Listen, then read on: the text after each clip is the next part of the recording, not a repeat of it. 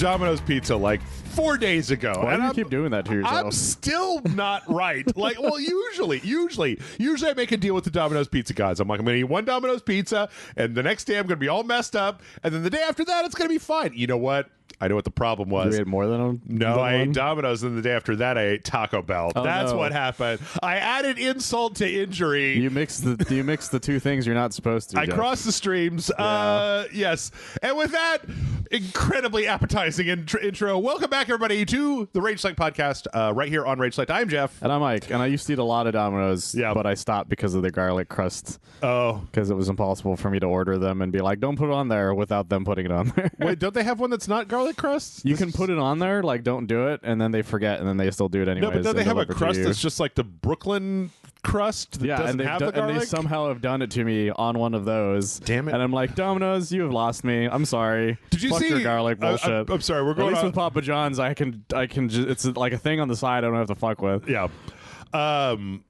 Did you see that thing? Domino's. Okay, so everybody knows that Domino's Pizza has a bunch of like they do stupid shit, right? Yes. Like they do It's dumb their- shit. it's their thing. They have this new stupid shit that they pull where it's like, if you order a pizza, we'll give you a code for a quote unquote emergency pizza, and it's just like a medium pizza. Oh, yeah. And if you just get a pizza, they'll give you a code, and you can just like cash it in for a medium pizza.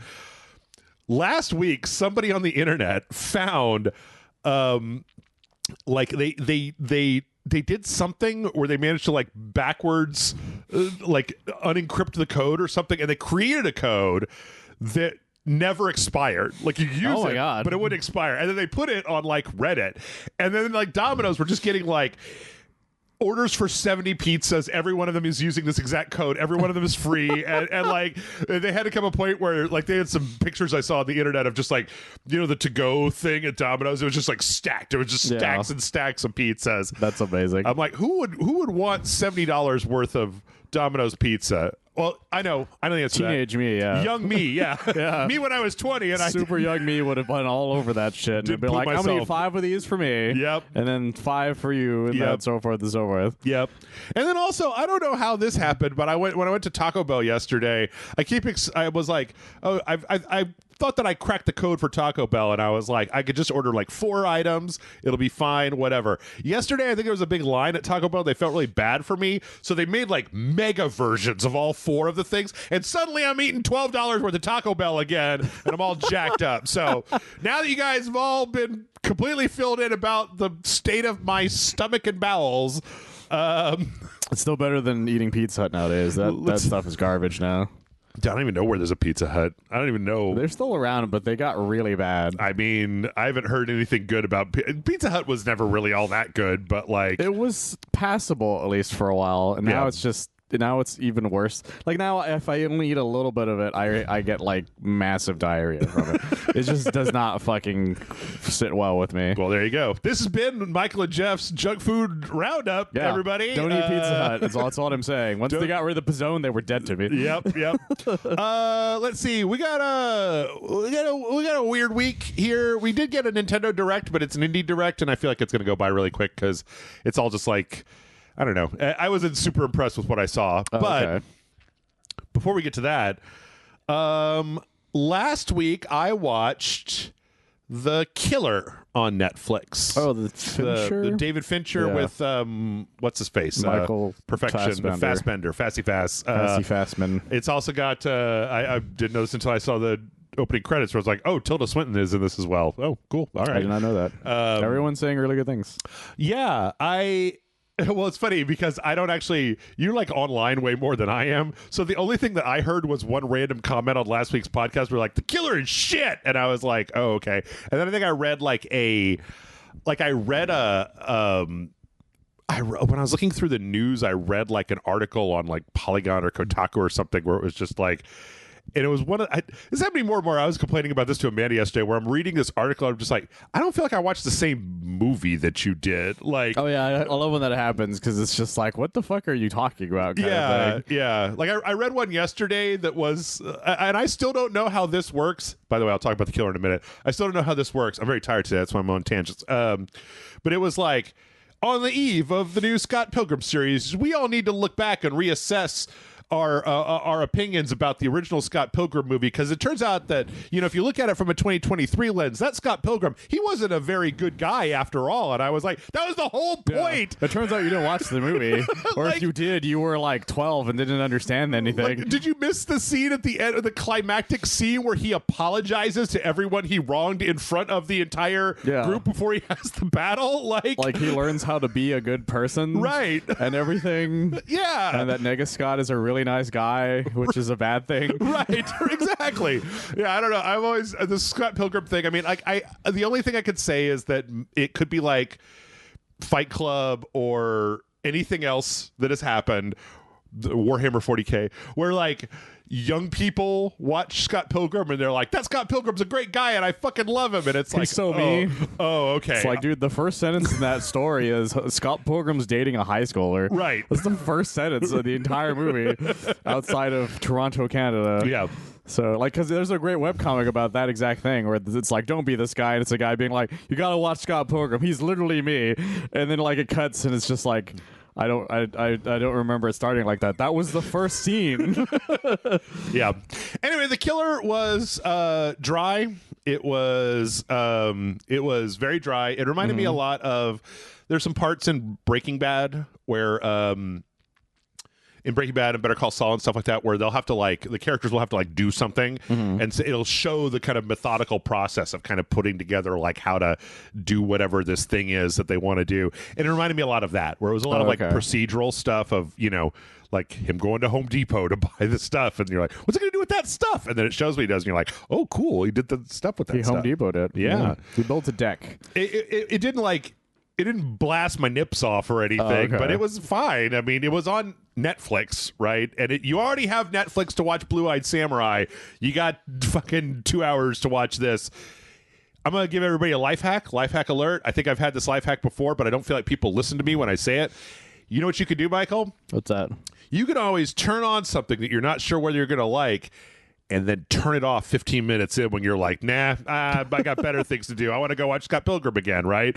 Like, you don't have to watch the whole series if you're disliking it. You don't have to keep watching the movie after the first 10 minutes if you're like, this is boring. This dude's just doing yoga. Like, I don't care about this. So it's the crazy thing. Yep. Anyway, that was pretty much all I did last week outside of play through the Like a Dragon Gaiden, which I will say did make me openly weep at the end, but that was because I had played Yakuza 6 and Yakuza 7, so I don't know if it would have the same effect on somebody who just like started with Like a Dragon Gaiden. The thing is, if you really like that series in general, you're gonna I'm sure that every time something happens, you're gonna get affected by it. Yeah, it's because it's like if I play Devil May Cry 5 and I only play Devil May Cry 5, right? I'd be like, why are these two guys so mad at each other, kind of thing, and like, why is he like, what's going on here? Like, it wouldn't make any sense to you, like story wise at least. Yeah, you would just think it's kind of cool. So yeah, but yeah, it was also short. It was also like, I mean, I didn't do everything, but I probably put about 16 to 20 hours into it, and I felt like I had a pretty good time. I just kind of getting to a point where I was like, I could do the rest of this, but I'm kind of done, and so I just shot for the end game. How about you? You watch anything? Play anything? Anything you want to talk about? I'm trying to remember what I did. Well, because I did a lot of screening stuff, and then I played more Mario for the most part, is what I did, which is still a really good game. I'm waiting for the day for when you come in here and you tell me you beat that last level, and I'm gonna be like, you son of a bitch. I'm never gonna beat that last level. Then I'm gonna load it up and I'm gonna beat the last. I can't even get past that first fucking special world. Oh, with the with the blocks that appear in time to the song. I just can't fucking focus because I've never been good at rhythm type things. Yep. So when the game's like, you got to be kind of rhythmic with it, and it's like, well, fuck. Actually, that's something I did. Not that, but I tried out the demo for the Fist of the North Star boxing thing from a while back. Oh, on the Switch? Yeah, because I downloaded the demo a long time ago. This was actually before I started working out and losing weight. Because it was originally I downloaded the demo to be like, would I do this to do what I'm doing now, basically? Okay. And so I was like, you know what? I'm actually in better shape now than I was when I downloaded the demo. Sure. So let me try this. And it's so fucking weird because it's designed to be a literal like workout fitness thing where it's like, what are your goals? like what, like that sort of thing. I want to make Raider's head explode by like poking him in the chest. And so like Kenshiro has this weird like English dub voice, and he's like, "Thanks for coming to work out with me," like in this really weird way of talking, and it's fucking weird as shit.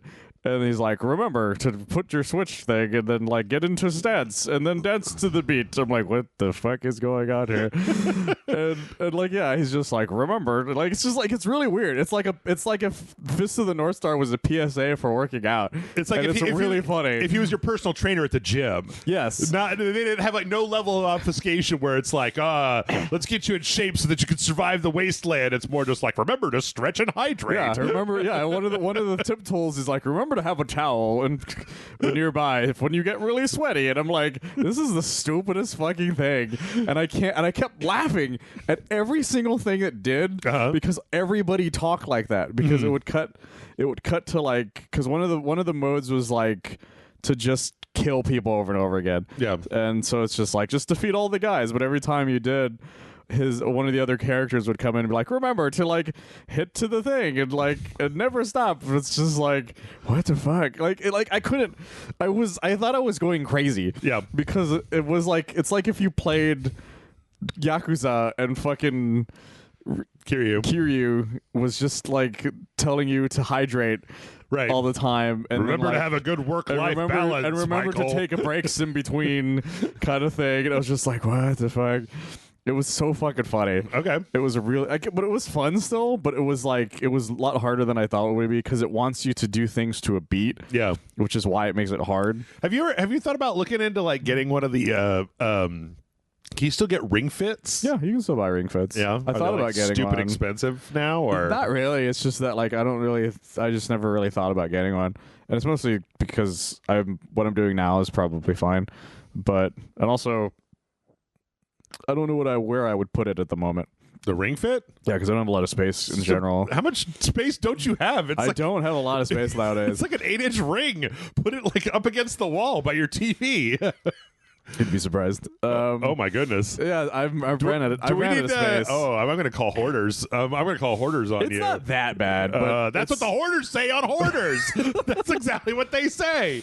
Yeah, no, it's it was one of the funniest things I've ever done because it was just like I couldn't believe how weird it was, and it did have options to be like switch your other trainers, and it was all the other characters, but since it was a demo, like I couldn't do it. But I was just like, this is kind of amazingly stupid. Okay. It's like $60 $50-$60, and I was like, I don't want to pay that much money just because I find this really funny. Yeah, that's a little too much for a joke. Yep. Well, maybe there's some things for you to spend your money on your Nintendo Switch in this Nintendo Indie World that just came out. Professional podcast. Maybe it's got more Ring Fit stuff. Maybe it's got more Oops, just stopped recording. Well, yeah, that one's still going. All right, never mind. Yeah, okay. We'll just keep on trucking. Yeah, Indie World Showcase. God damn it! What happened? Well, I hit the space bar to start playing this video. Oh, but you're on. But I was on my recording thing, and it stopped. Fortunately, I'm recording in 2 places simultaneously. So, neat. Yes. Technology. Yes. Indie World Showcase. This whole thing started out with a look at the one game that I'm most excited about, which is the Shantae game that they announced for the Switch a little while back. This was the Game Boy Advance one they were getting or whatever, right? It's called Shantae Advance Risky Revolution. And it was the one where you can turn the world in the background and then like go between different layers. It looks like a really it was originally a Game Boy Advance game, like you said, and it looks like a Game Boy Advance game. Yeah. But I don't mind that. Like that pixel shit is cool, and I've played every single Shantae game and I like them all. So Shantae's a very popular character. Not enough to get in Smash, but she was probably enough to end up as a costume, if I remember correctly. Oh yeah, something like that, or an assist. I can't remember. It's one of the two. Yeah. So yeah, looks like a normal platformer, but then they've got like all of the Shantaes kind of have like a gimmick. Yeah. And this one is that you can kind of turn the world around.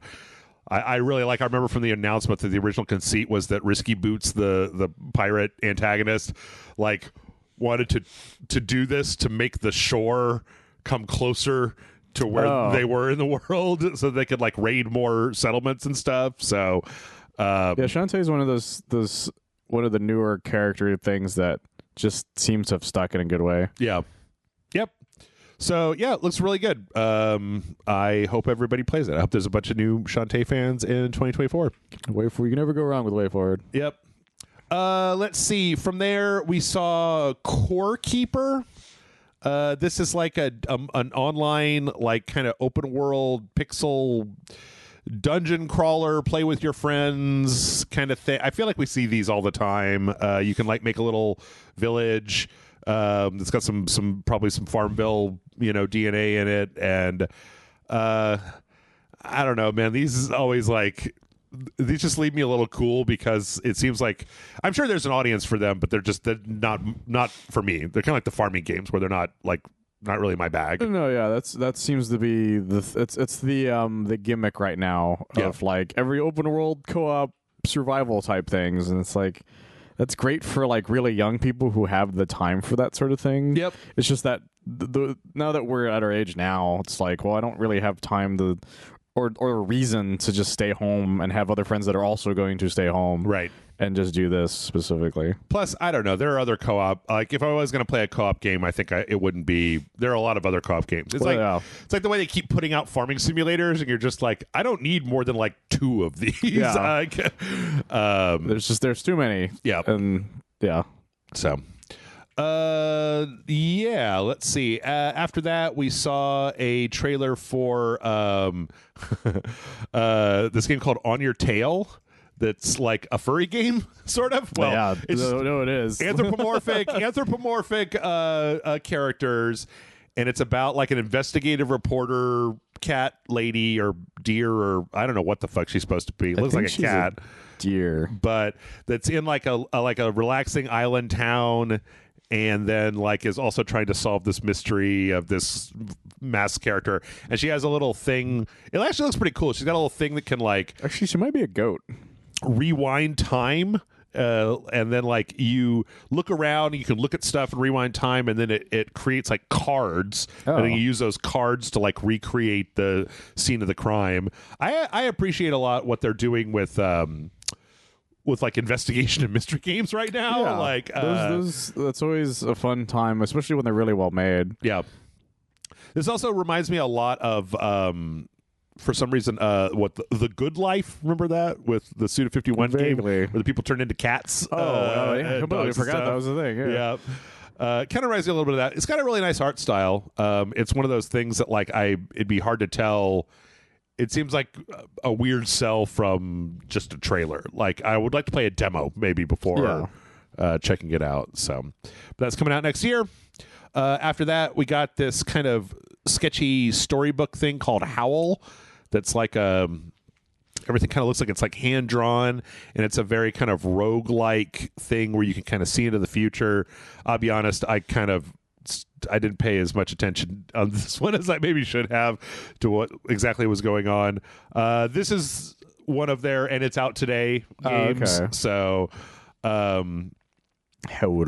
yeah, like it's got, you can kind of see like there's like a timeline where you can see what different actions are going to result in, and you can kind of like rewind and do stuff over again. It's got a pretty good art style if you're into that sort of thing. Yeah. I don't know. I like its art style quite a bit. I'll take Loop Hero. Give me Loop Hero instead. So, yeah. Let's see. After that, we got a game called The Star Named Eos. This is a very, again, when they said Indie World Showcase, it's like they've got all of the indie bases covered, right? This one is like a kind of adventure / story-based game that mostly has to do with using like a Polaroid to take pictures of stuff. It's got a really nice art style. Yeah. But I mean, I don't know what else to say. Like, yeah, it's just like a whole mystery thing. Yeah, very, very cute looking art style. Did you watch this direct? No, okay. I didn't even know what happened. So you're seeing it for the first time here. Yeah, I had a very busy day. Got a bunch of little mini games and like little can interact with stuff. I think I've played some very similar games to this before. Again, very nice art style. I think it reminds me a little bit of that What was it called? Like Dordogne, the like watercolor game, kind of a little bit like that. I could see that. So yeah, that's spring of next year. From there we got I believe this is called Backpack Hero. Yep, Backpack Hero. This is a Devolver Digital roguelike game where apparently like the big mechanic is how you arrange stuff in your backpack literally changes how you attack. I'm not sure how it works, but like when you pick stuff up and you put it in your backpack, like specific places that you put it do different things. And then there's like a little finally the Resident Evil training has paid off for these people. Right. And then there's like a little kind of town management. You're doing one of those like bring the town back to life type of things. And then there's also like 4 or 5 different protagonists. Like they show this kind of mouse. But then also there's like a robot that has different mechanics. So the mechanics are different. There's like one that looks like you put like animals and slugs and stuff in your backpack, and then they come out as like summons that'll fight for you. So it looks like it's got some interesting stuff. It's a fun idea. Yeah. It's cool to see somebody iterating on that kind of Resident Evil backpack management concept. So, and that one came out the same day as this. So it's already out. Let's see. From there, we got Blade Chimera, which is like a kind of a 2D hack and slash kind of Metroidvania style game. This one, like go figure, the most violent one in the bunch is the one that I'm like, yeah, that one. That is pretty cool looking. It's got like apparently your sword, like the whole point of it is that you've got this kind of devil sword, and the devil sword it can also like interact with the environment to like turn back time and create like platforms and shields and stuff, so that you can like, it'll show you here where you can like create like stuff in the environment using the sword to solve puzzles. It reminds me a lot of just the bars at the top. I need to check. It reminds me a lot of that what was that Metroidvania that you and I played that was based on the anime? Remember which anime? Record of the Lodoss War. Oh yeah, one I forgot that about had the two competing like kind of energy bars at the top. I forgot we did that one. Yeah, actually, I had played all the way through that. Really, and found that company has made like a bunch of different Metroidvanias. So I'm kind of curious if this is something. This Team Ladybug, if that's also them. Let's see. After that, we got a Highland Song, which is like a very Scottish like adventure game where you're in like the Highlands of Scotland trying to visit your grandpa or something. Oh, nice. But it's got this kind of interesting little like rhythm based thing where you're like running and then you hit the button at the right times to like kind of make notes and go along with the song. Another one with good animation. I'm glad to see that the whole like art style and animation like quality of games just keeps going up. Yeah, game developers have had a lot of time to mess around the current tools to like their fullest extent, because a lot of them haven't updated that much more, because there's only so much they can do at the moment to make things either easier or more advanced. I'm using quoting fingers on that because we're at a point where everything that's advanced is just lighting stuff at the moment. Like if we went that much further, it would look so realistic for some things that it would probably be kind of pointless.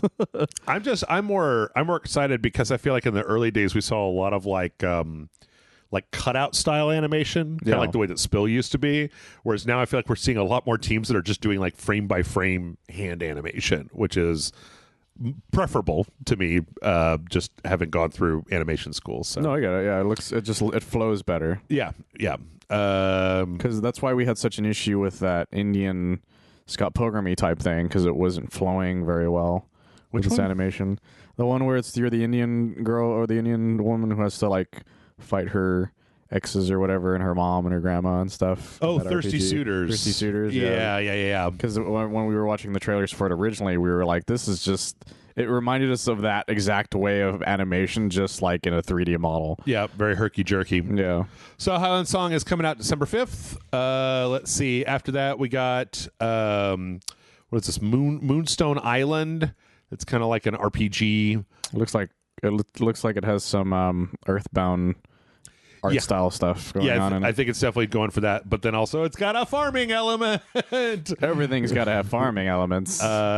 Again, this looks fine. I blame Farm Bill for the start of some of this for people. I think that this happens sometimes with some of these Nintendo Directs though, where I'm just like, I mean, this is fine, but like, what's the big thing? Can you like turn time around? Do you go to like a very realistic looking third person adventure game? Does it take place in a book? Like, what's the thing that makes this better than just like it's just an RPG, man? It's sweet looking. That's what it is. Yeah, it's just sweet. So that's coming out next year. I like the fact that the name of the developer is Raw Fury for that, though. Oh, that's a publisher. Raw Fury does a lot of publishing. Either way, it's pretty funny. Death Trick Double Blind is like a visual novel / adventure game that takes place on like in like a weird circus. And it's got this kind of like throwback art style, this kind of retro art style. See, the movements on that character a second ago is exactly what we were talking about a moment ago. yes. Where they're just kind of like they're just kind of making him jerk around. It's like a puppet show, almost. Yep. I don't know. I love the name though. The name is very catchy. True. Yeah, I don't know. This one will definitely depend on. I don't know. I mean, again, it's kind of hard for me to evaluate visual novels because so many of them don't resonate with me. So that's the thing. Visual novels, you can they live and die by their story more than anything else. Yeah. And so, because I love the Ace Attorney games, and they're not exactly like super advanced animation. So, animation, Ace Attorney is like deceptively good. Well, the original chunk was all like they were Game Boy Advance games, so they only had like so much animation. So they're the same things over and over again. It's just the story is what really lent to you not having to worry about that. Yeah, at the time, because like all the newer ones have much newer like fancy animations. And then last but not least, Outer Wilds is getting put on the Switch. Oh, okay. This is called the Archaeologist Edition, and it is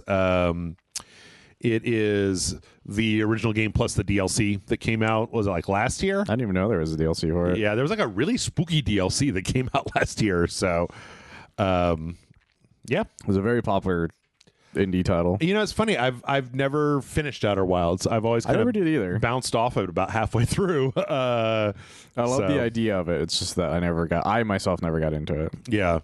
It's like I managed to find some of the stuff, but then I feel like I keep getting stuck at certain points. And then I don't want to just go online and look up the answer to the secret because it's like the whole fucking game, right? So yeah, the issue is you only have so much time to figure it out too. Yep. So until the thing happens. Yep. That's going to be December 7th for the Switch, and then there's going to be a physical edition next year. Okay. So, and that was it. So like, not exactly blowing the nips off. No, nothing huge. Like even the stuff we found interesting, I'm not going to be like, this is huge. They had a little montage at the end. Planet of Lana, Enjoy the Diner, Heavenly Bodies. That fucking game. The Gecko Gods, Passepartout 2, which I don't know why you would ever want to play that with a controller because it's a drawing game. Well, they could do it with their screen or whatever if it is touchscreen. I did look up this Urban Myth Dissolution Center that's coming next year, and it looks. I like it. It looks like weird and spooky and kind of creepy and it looks pixel fun. art. So I kind of dig that. Braid. I was surprised Braid wasn't already on the Switch, because it needs to be the anniversary edition. Oh, I see. The fancy version. And that was it. So I don't know, a couple of good things in there, like the Metroidvania one, and Backpack Hero looks all right. But I guess it's just the ones that are like, relaxing and calm. I'm like, nah, pass. Next. So, but nothing, no blasting my ass off stuff in there. So, yeah. And let's see from there. Speaking of handhelds, last week Valve just dropped the next, a hardware refresh for the Steam Deck. So right after the podcast that we recorded last week, Valve just basically put out the announcement that there's if you order a new Steam Deck, it now is this new updated Steam Deck. And it's the OLED screen. Yep, it's got an OLED screen. It's got a little bit more storage. It's got a slightly bigger battery. It's a little bit faster. It's got Wi-Fi 6 in it, so faster Wi-Fi. And then they kind of just refined a little bit of the case. Like they changed the power button now as what like was this. the thing that the headline mentioned? The Sephiroth something? What's that? The other headline? Let's see. Sephiroth APU. Oh, Sephiroth APU. Yeah, it's like a new processing unit, basically. Okay. Bold of them to call it that.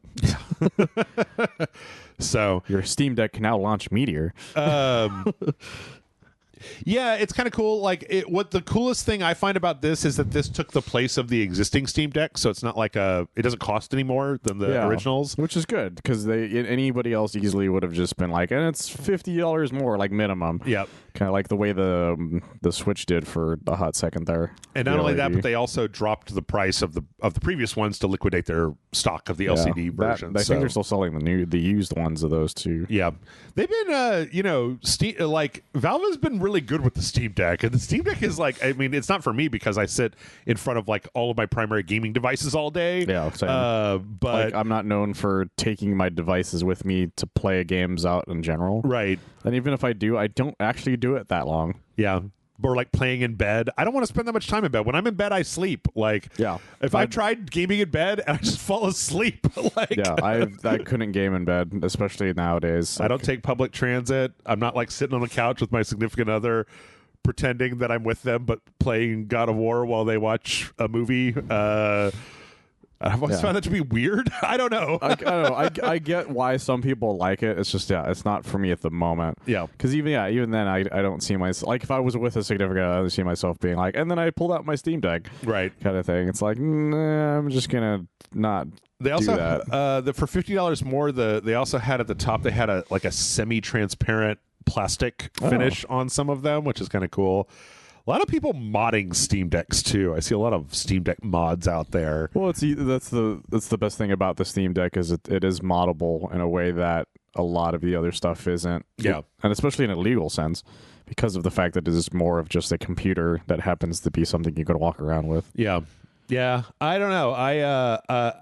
I'm very tempted because like it looks like a cool thing. It's just that I haven't taken my Switch out of the dock in like 3 years. No. And I'm like, if I haven't even taken my fucking Nintendo Switch out of the dock to play Tears of the Kingdom, then like I'm not going to. So the only time I've taken my Switch out of the dock is when the power has gone out. Oh yeah. It's the only time it's come up. Yeah. So like I don't know, like am I gonna buy a $600 Steam Deck for I took it on an airplane and I never played it there because I get airsick. I get motion sickness, so I can't even do that. Yeah. So it's purely for the airport and then nothing else. It's funny because the last time I left town, I think was in 2019, and I think I went up to go visit my parents for Christmas, and I brought my Switch. But I also brought the dock, and so once I got to their house, I just plugged it into a TV and docked it, and was like, "I'm playing Smash Brothers on this TV." Like my brother gave me like a travel one. Yeah, so it's not you don't even need the dock; it's just like the connector parts. Oh, you just plug it to the bottom and then plug in HDMI. It's really cool. So like even then, I was like, I don't know, what is this? This is for like the 3 hours on an airplane and at the airport, like nothing else. So yeah, exactly. But.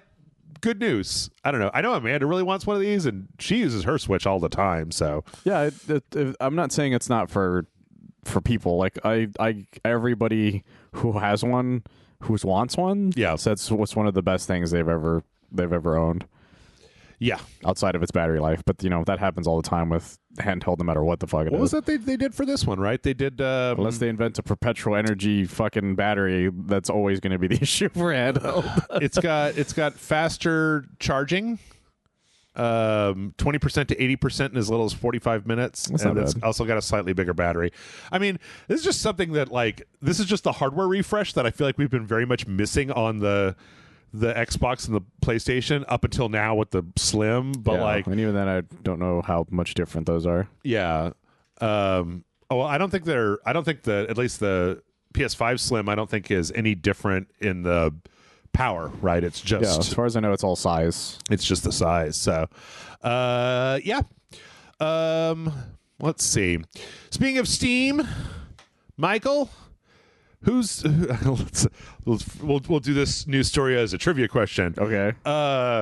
What is the latest game to get completely and totally annihilated in the Steam upvote downvote system? I know Modern Warfare 3 was one of them. That is correct. It is Modern Warfare 3, which is apparently like the most negatively reviewed Modern Warfare ever. Like, I'm not surprised by this. Hands fucking down. I think that's weird because, okay, well, is it though based on what happened to us recently? Hold on. Let me make my case here. Let me just put my thoughts in the right order. Okay, here we go. Modern Warfare 3 seems like it's bad. Call of Duty Black Ops 4 was one of the worst fucking things I've ever experienced in my life, where it was like, is there a single player campaign? No, you're just paying for the multiplayer on this horse shit, and we're still charging you full price for it. And it was like, gross. Yeah, because which one is the one that had? I'm using Quotey Finger story mode, but it was just a series of random cutscenes that we did no idea how they connected. That would be Black Ops 4. Was that Black Ops 4? Yep. That's the one that we invented our own plot about the guy really just wanting a Domino's pizza. Yep. Black Ops 3 had a single player campaign where you basically played a nanotech wizard. So they just gave you all these weird like superpowers where you could just like point at people and they would catch on fire because nanomachines, son.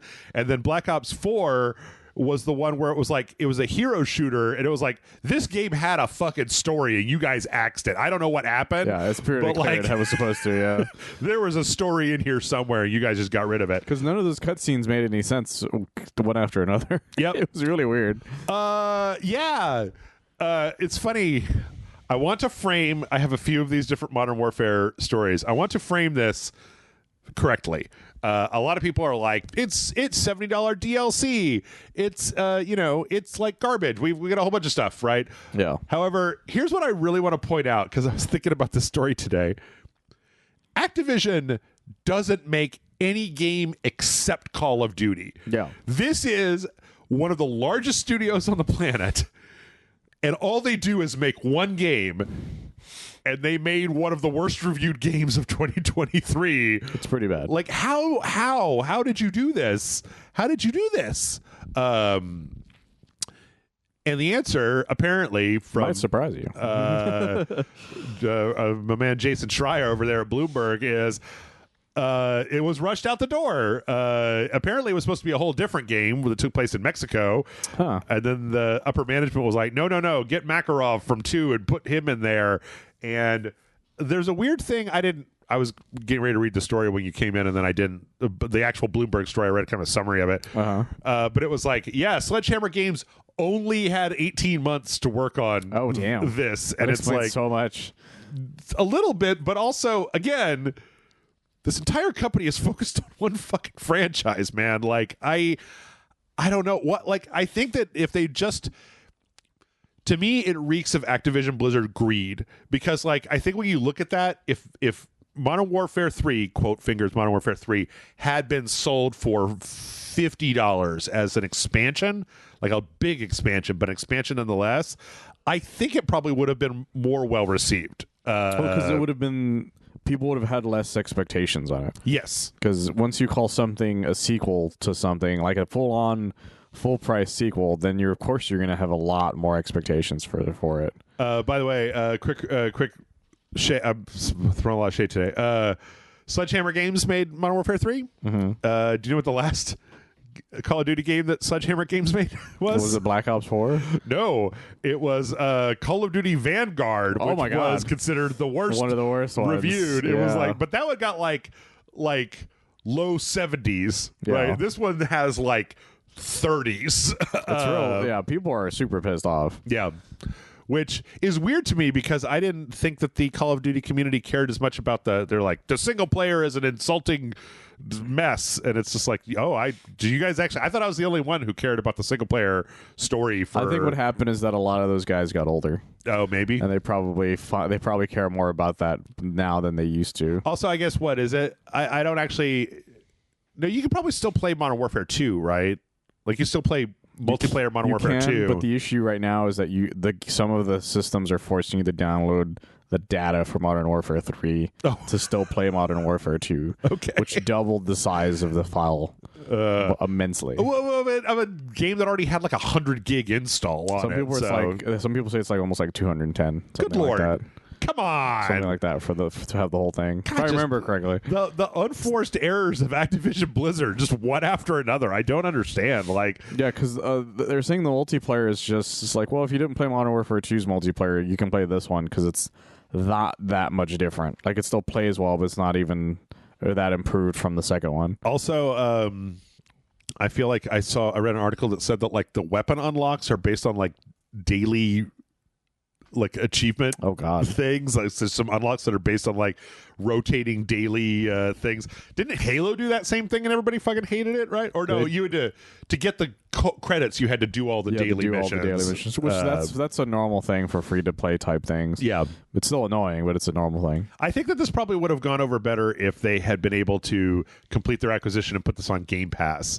That would have ameliorated a lot of people. Actually, I remember the reason everybody was mad about the Halo one. It's because it used to be the only way you got XP. Oh. And then when they were gone, you couldn't get any even from playing the game. So they had to add XP for just playing the game. Yeah. So yeah, this is one of the things. One of the reasons I think it's a bad idea to put all of your eggs in the Call of Duty basket is because if you fuck up Call of Duty too many times in a row, you only make one game, my man. Like, you know, becomes that much fucking weirder that you guys are fucking up. Yeah, like there's nothing else that you're doing. I'm curious. I'll be curious to see if the sales are bad. That's the tricky thing. The general public is harder to convince about things than they should be. Yeah. Yep.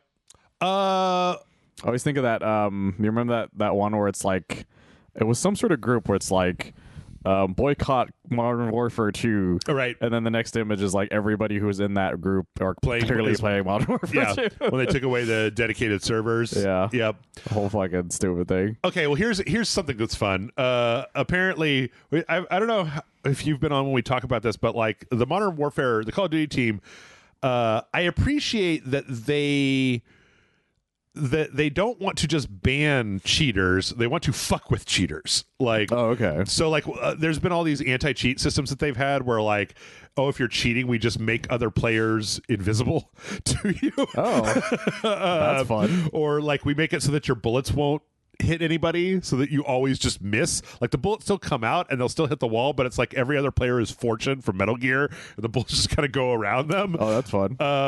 And their latest one that they've got for Warzone is called Splat. And like, if it's detected that you're cheating when you load up the match, when you jump out of the airplane, the game just cuts off your ability to open your parachute. And you just fucking hit the ground and die. I love everything about that. I'm like, that's great. But then you might be asking yourself, well, what happens if those wily cheaters, they jump out of the airplane, they get to the ground, and then they enable their cheats? And I'm just like, this is fucking gorgeous. What happens then is that the next time they hit the jump button, their jump is multiplied by 10,000, so they jump all the way up into the sky, and then their parachute is disabled when they come back down onto the ground. That's like, so great. I love it. I love it. Holy shit. That's amazing. I love it. I would need to start finding YouTube compilations of just like people recording people that cheat. I would love that. Yeah, just like you start your match and your teammate just smacks. Or you start your match and your teammate just flies in the air and you're like, what damn it, fuck? Gary, fuck. Yeah, so God, yeah, I want to see a video that's so bad. It's pretty fun. It's Holy pretty fun. Shit, that's amazing. Let's see. Another problem, shall we say, with multiplayer is okay. So do you remember when we talked about all the weird skins in Modern Warfare, and we talked about the Weed Man skin? Yeah, that weird weed Groot monster thing. Yeah. This is not that, but the thing is that they sell a character skin called Gaia for Modern Warfare. Just straight up as Groot. And it's pretty much Groot, except you can see that the body is very transparent because it's made out of like branches, so you can kind of see through it, and it's also a tree monster, so it's like a tree. Well, the Call of Duty community is like, this is fucking ridiculous. Like, it's built-in camo for anybody that's using this. I can't even see him. It's right here. It's right there in the middle. Like, let's see. Oop. There. Oh my god. That is the person using that skin. It's still like fairly hard to really figure it out right away. Yep. And then like, you would not notice that if you ran by it, kind of thing. It also goes dark inside of like caves and shit. So like, oh my god. That's fucking incredible. And people are like, apparently they had a similar problem a little while back where there was like a League skin that was very, very dark clothing for one of the operators, and so people would just get it and then go inside where it was dark, and it was like instant camo. Oh wow. As opposed to if you're fucking like Nicki Minaj or Skeletor or something, just you can't really hide anywhere if you're Spawn. That's right. Like, is that Keith David? So, yeah, this is actually ridiculous. And again, it's another one of those things where it's like, you guys make a shitload of money. Are you telling me that nobody in your QA department was like, hey, apparently one of the other ones that was mentioned was at some point in one of their seasons, they literally sold an operator skin that was a person wearing a ghillie suit. Oh my god. And it was just like, well, no, this isn't fun. That's so fucking fucked. So, oh my god. Everybody should go online and look at this guy's skin because it's fucking crazy. Yeah, that fucking image of him in the grass, I literally could, like, you showed it to me and I'm like, where is he? I don't see anything. Yeah. And you had to zoom in and I still had a hard time figuring it out. Yeah. Oh my god, that's fucking incredible. Who decided to make a character skin with Swiss cheese holes all over great it? Sniper skin. That's also wood. Is. Yeah, like it's way harder to notice. Yeah. So yeah, Call of Duty, not the best. Not nominated for a game award. We'll get to that later. There's kind of some interesting stories this week, and one of them, speaking of multiplayer, is, you know how Remedy was working on, they had like a few different multiplayer projects. Yeah. They had one that was going to be a free-to-play multiplayer online game. They had one that was going to be control-themed online multiplayer. Apparently, they are the free-to-play one was going to be called Vanguard. That was the internal code name. Yeah. And after a review and them showing off what they've done with it, they've decided to pull it back and redo it as a full-priced premium game. Oh. Like still multiplayer focused, still co-op focused, but as like we're going to sell this, we're not going to make it free to play. And we'll get back to it, but like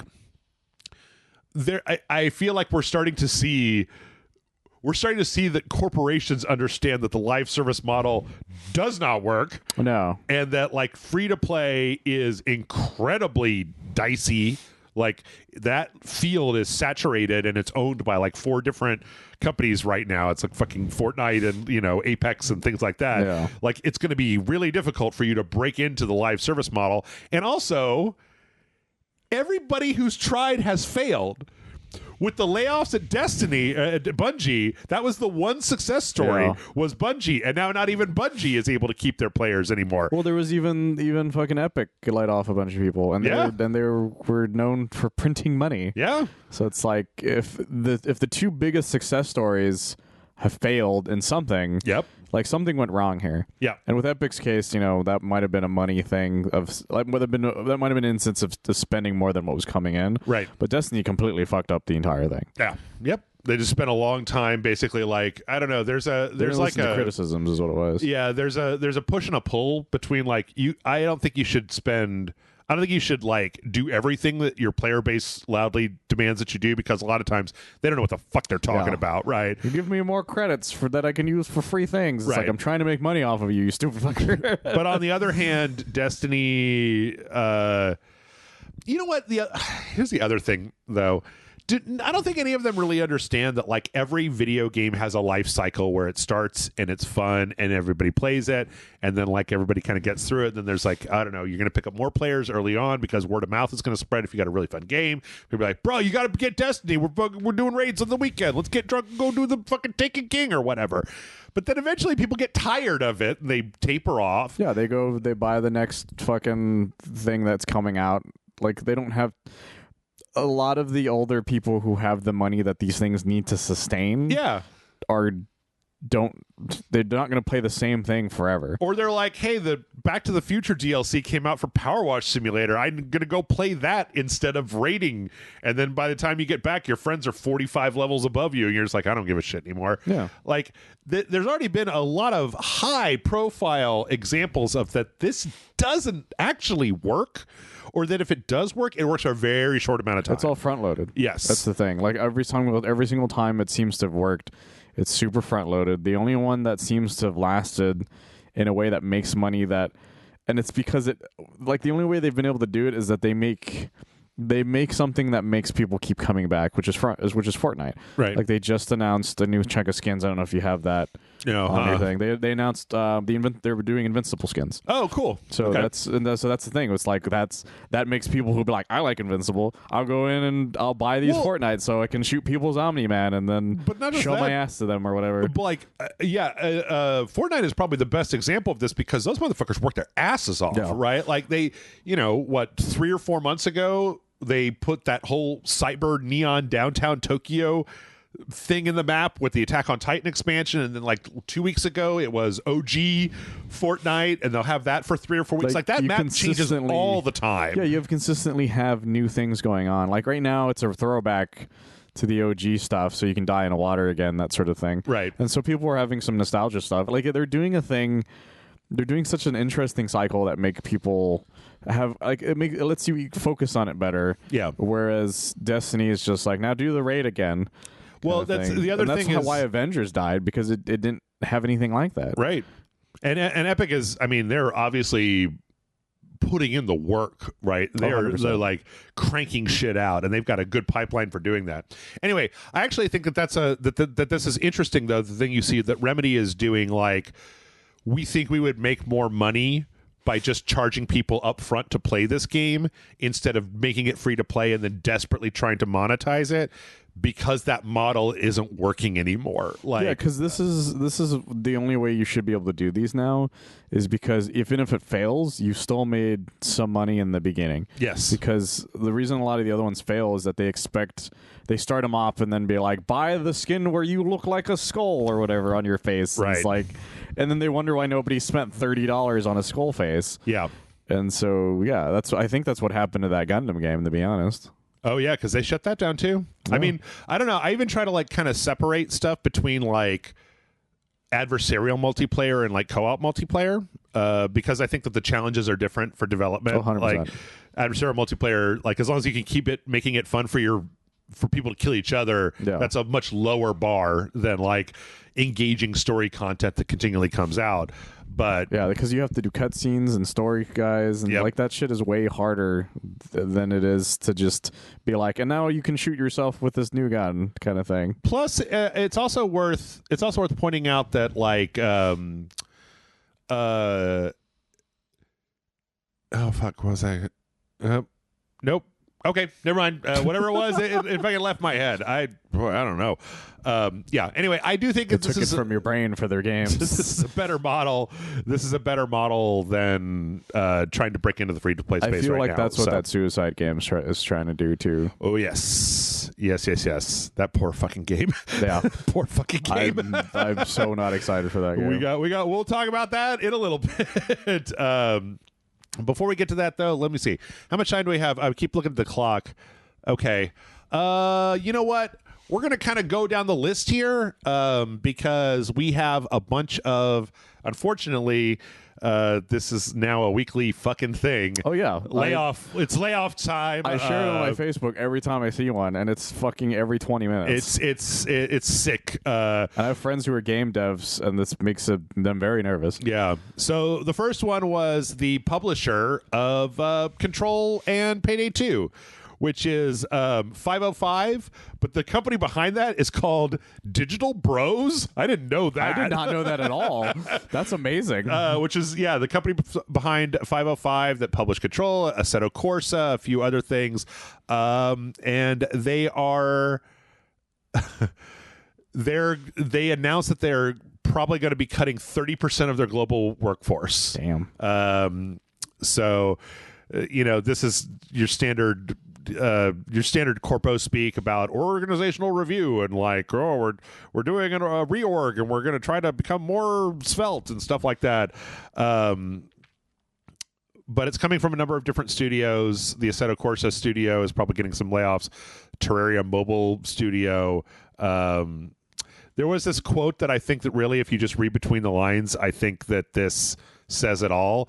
Quote, the video game market has evolved since the pandemic to be more selective in terms of new games, with consumers increasingly reverting to well-established intellectual properties and playing these games for longer periods. It's like, well, yes, my man, when people were allowed to go outside again, people stopped playing as many video games. Like, I don't know. Did you not expect this to happen? I mean, I'm not saying you have to be some kind of like fucking business mind reader or anything, but I don't know. Maybe that's what is all going on, is that there was a huge expansion during the pandemic, and now it's just like this is just the market going back to where it was because people are fucking going outside and not just sitting inside playing Animal Crossing. That's the explanation for a lot of layoffs in general, not even just involving game development. Yeah. Like Facebook and Google.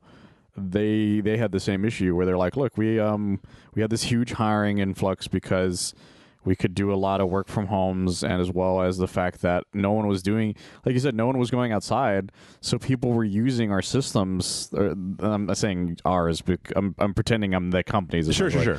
That they're using our systems way more, so we need way more people to keep an eye on them, kind of thing. Right. And then so it happened to Windows. It happened to like literally every giant tech company it happened to. Yeah. And then the market changed because now everybody can go outside and they're spending their money on things outside again.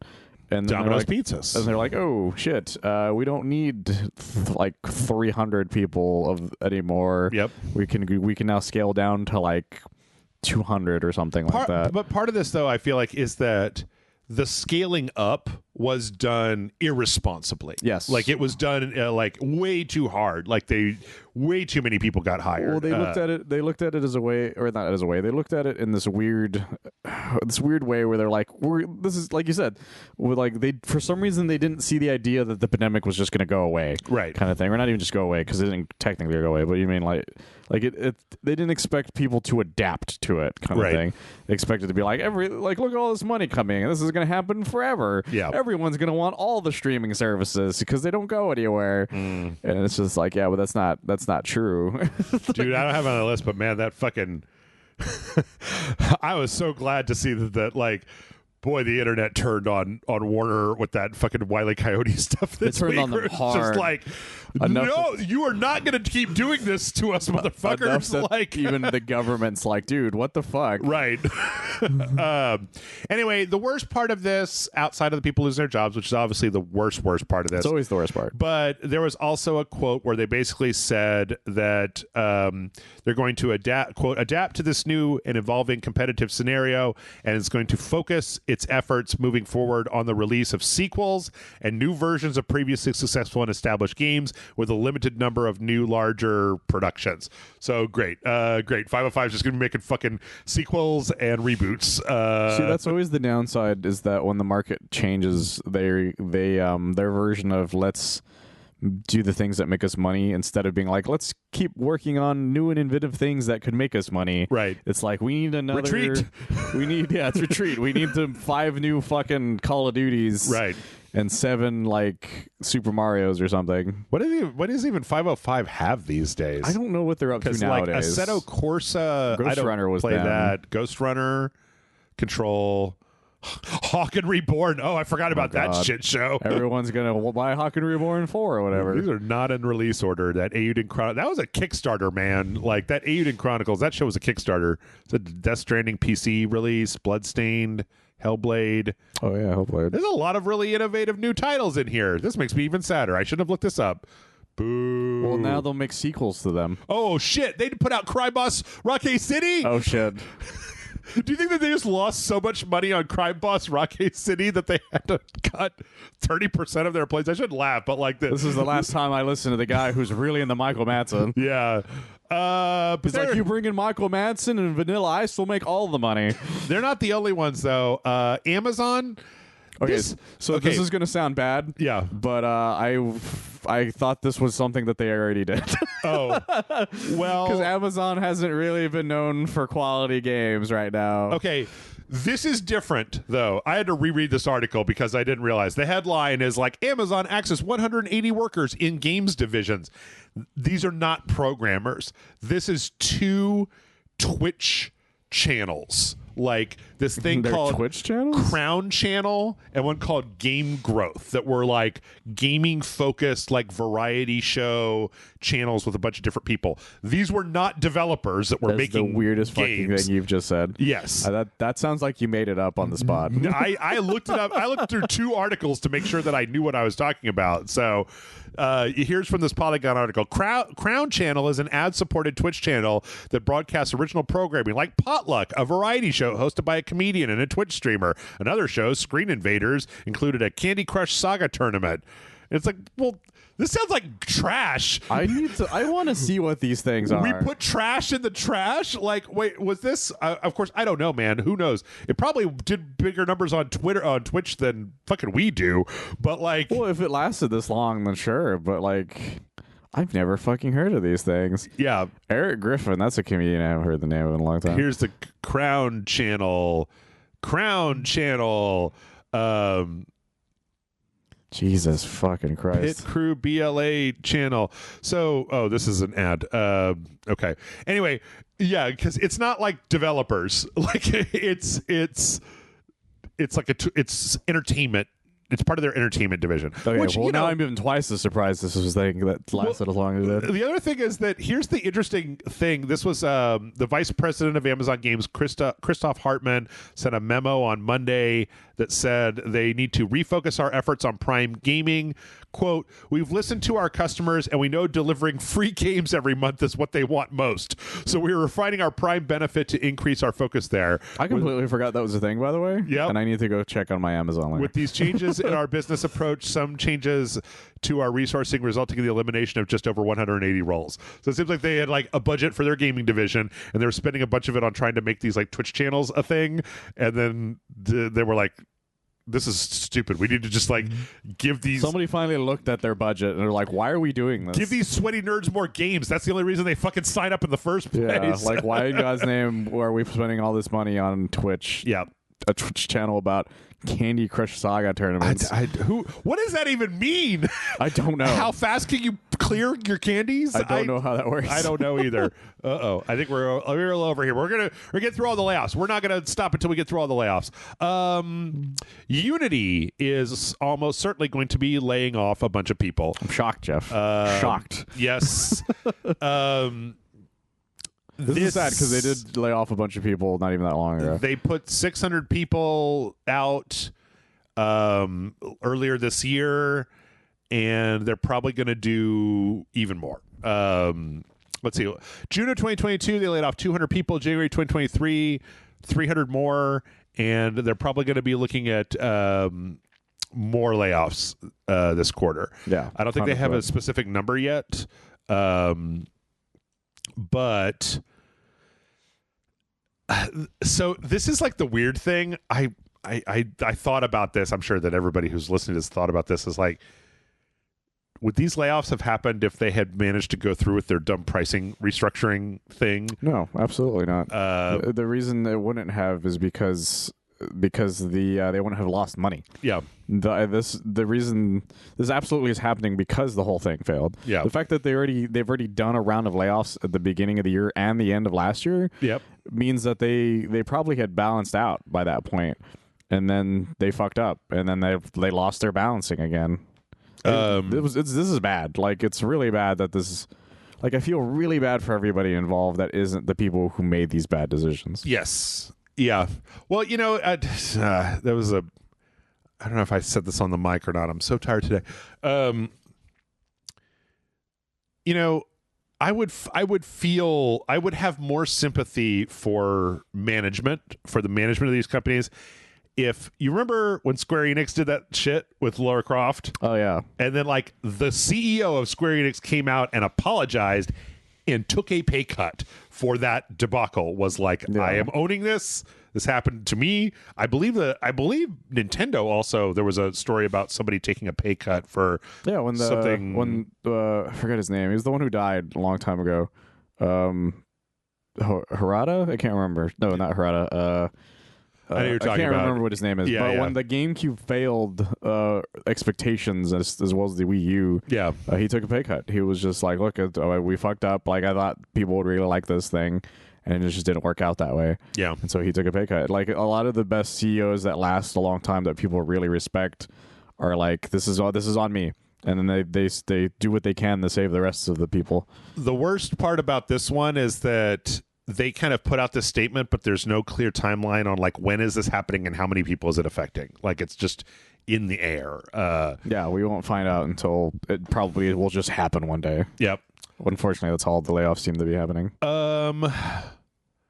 Digital Extremes is cutting Wayfinder loose. I forgot that Digital Extremes, the makers of Warframe, they published Wayfinder, the Airship Syndicate online kind of third-person action game that it's currently in early access.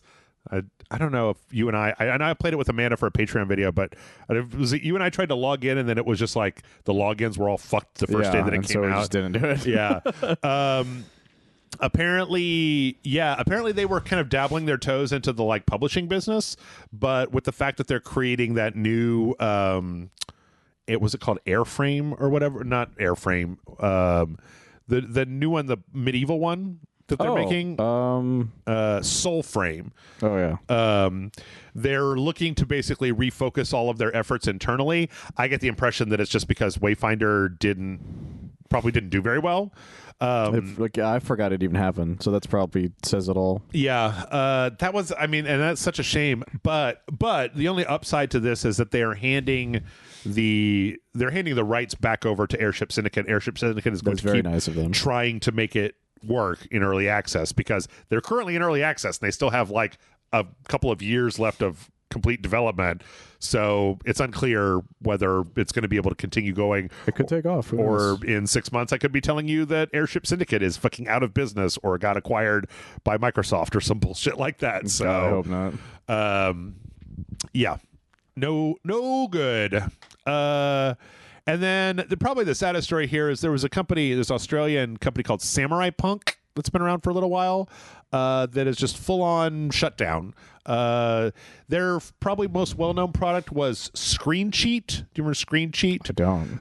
It was a 4-player split screen game like GoldenEye, but the trick was that you couldn't see. You had to look at other people's screens. You can't see your own character, so you had to look at other people's screens to try to kind of divine where your character was and aim. Like, it was a very weird. That's kind of amazing concept. It's insane, but kind of amazing. Yeah, they also made. They also worked on a few other things like Florence. We were talking about that Florence game, that kind of sweet little romance game. American Dream, which was that VR game where you used guns for everything. As like a baby, you were born with guns in your hands, and you would use guns for absolutely everything. I didn't know that. I didn't know that's who they were. Yep, I didn't pay attention to them. So, and then the last one that they made was called Kill Bug. That was like a kind of a super high impact FPS. Like one of these like really, really kind of low res, high frame rate action games. So okay. Yep. Yeah. That's a shame. And then last but not least, before we take a break, we got another departure from Naughty Dog. I don't know what the fuck is happening over at Naughty Dog, but it doesn't seem like it's good. It has to involve that multiplayer thing. That must have spent a lot of money on them. Yeah, this is the head of technology, Christian Geerling, is leaving after 17 years. Oh wow. So yeah, bon voyage. I don't know. I wonder if it's either. Well, the next story kind of has an interesting thing to say, but we're over time for our break. So we're going to take a break. When we come back, we're going to talk more about game services and online stuff and PlayStation. So stick around. We'll be right back.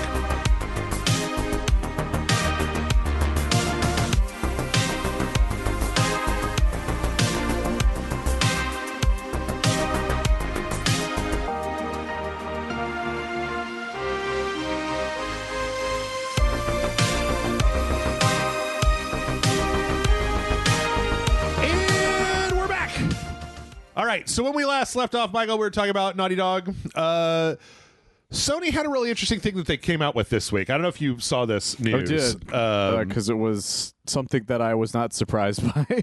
I'm just surprised that they did it. So yeah. Anyway, when Sony bought Bungie, they announced that they had plans to have 12 live service games basically online by the end of 2025, I believe. What was this fiscal year of 2025? Oh, by the end of, the 2025 fiscal year, so that would have been March 2026. Yeah, I was about to say February-ish. Yeah. So they've decided to pull back on that to 6 games instead in that same time period. And the reason for that is because they, I believe they have started, like a lot of people, to realize that, like, this shit is no longer working, like we were just talking about. Like, this shit's really hard. Also, because they've been trying to get The Last of Us one off the ground since Part 2 came out. Here's the thing. I don't think that even if it was the best version of that game, I don't think it's going to make that much money. I think it would maybe break even. Like, it's not even going to get close to it. I guarantee you, because like the show might be the only reason it'll get more people than it would have when the Part 2 came out. But even then, I don't think that thing's going to last nearly as long as they wanted to. Chris is a huge Last of Us fan. He's not going to play that. He's not going to play the multiplayer expansion.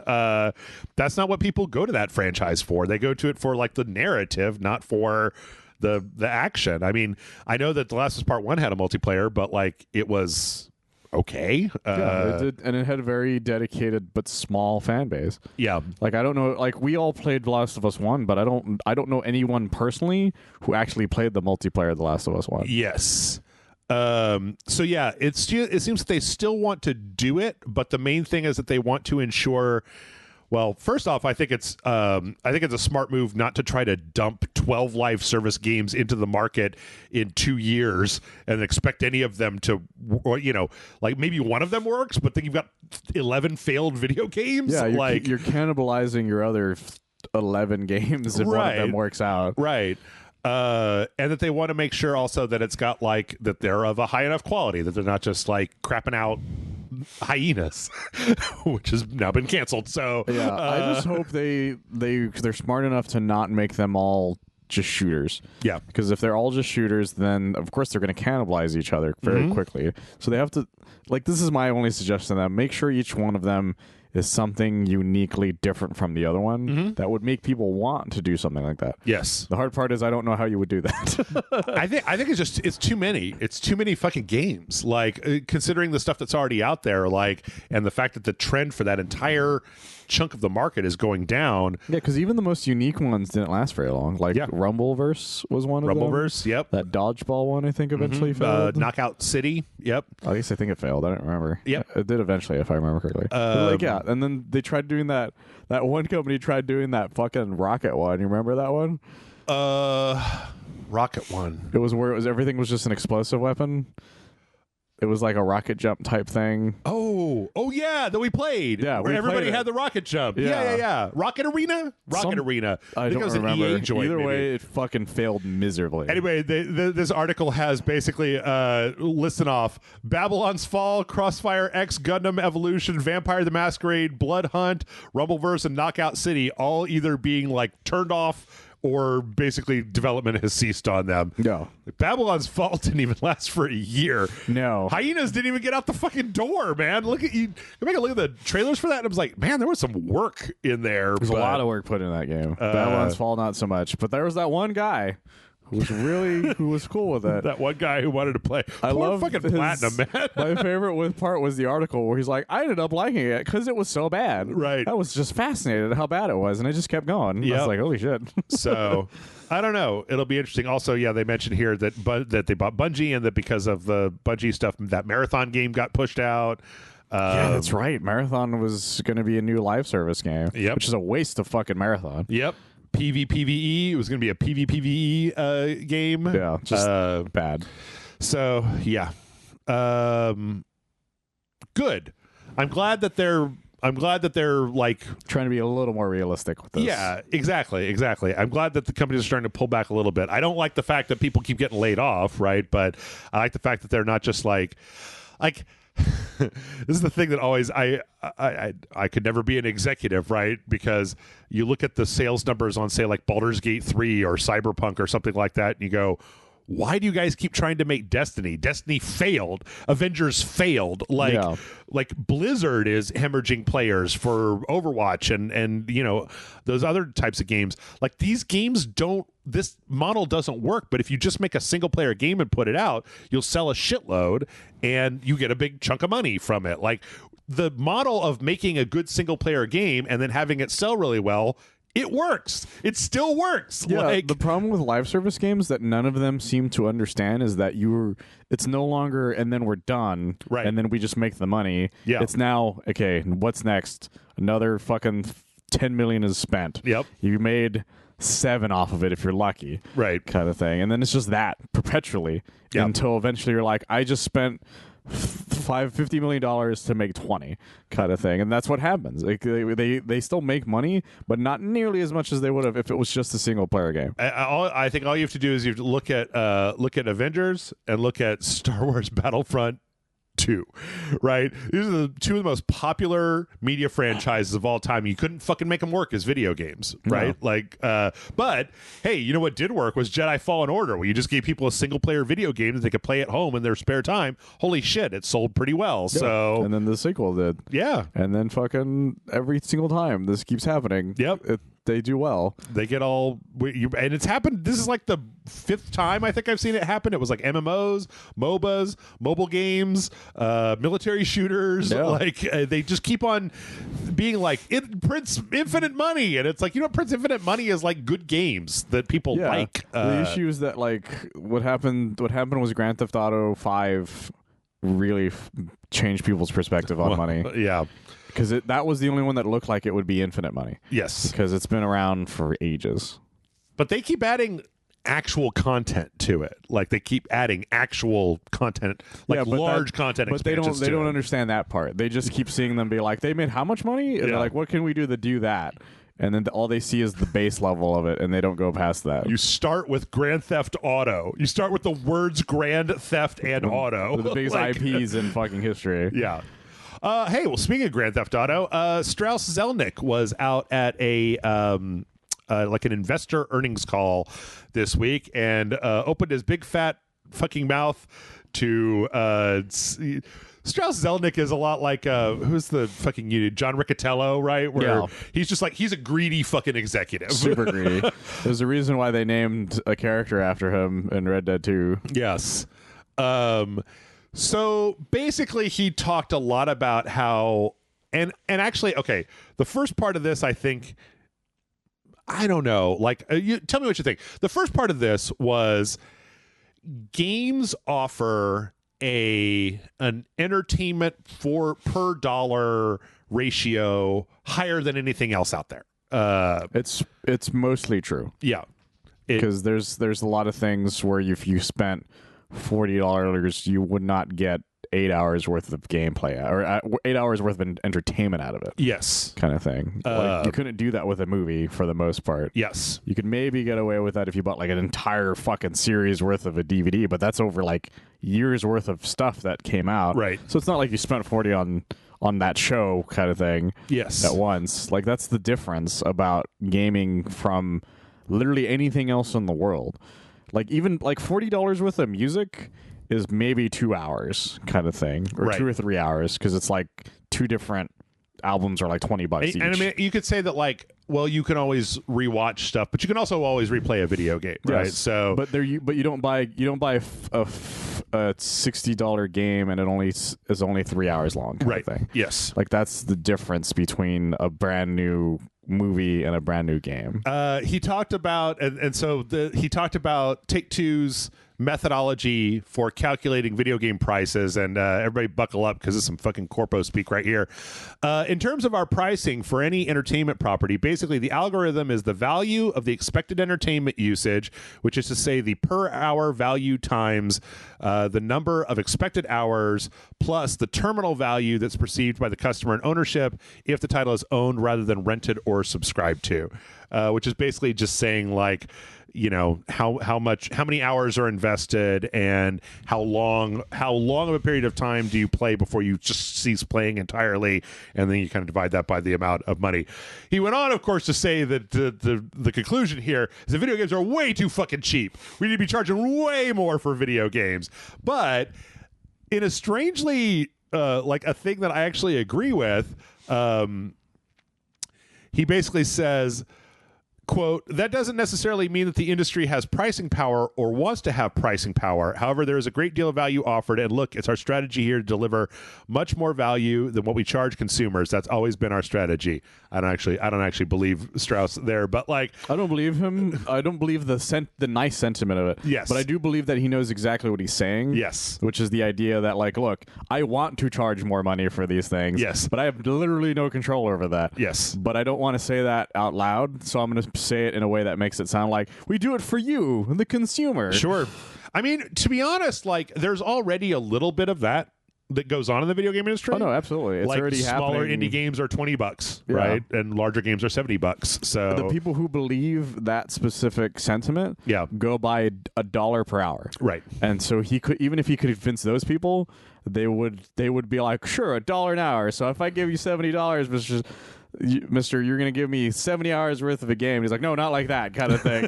And he's going to be very confused because that's the thing is like the people that do believe that exact thought process Yeah. do not believe it the way he thinks. Yes. And he could never even increase pricing unless he somehow increased the amount of hours that happen in a game. Also, there's just the question of that I've always said, like, whenever the CEOs go off on this, I always try to bring up the point of, like, there's another part to value that you're not getting, and that is what price will the market agree to?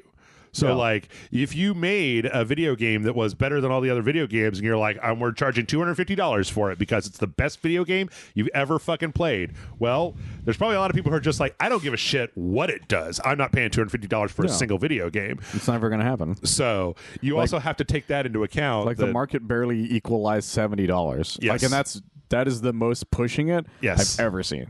And it's also worth pointing out that a lot of times when they say this, because this is a rock, paper, shotgun one, they're talking about the Tokyo Game Show, the Capcom president was like, games are too cheap.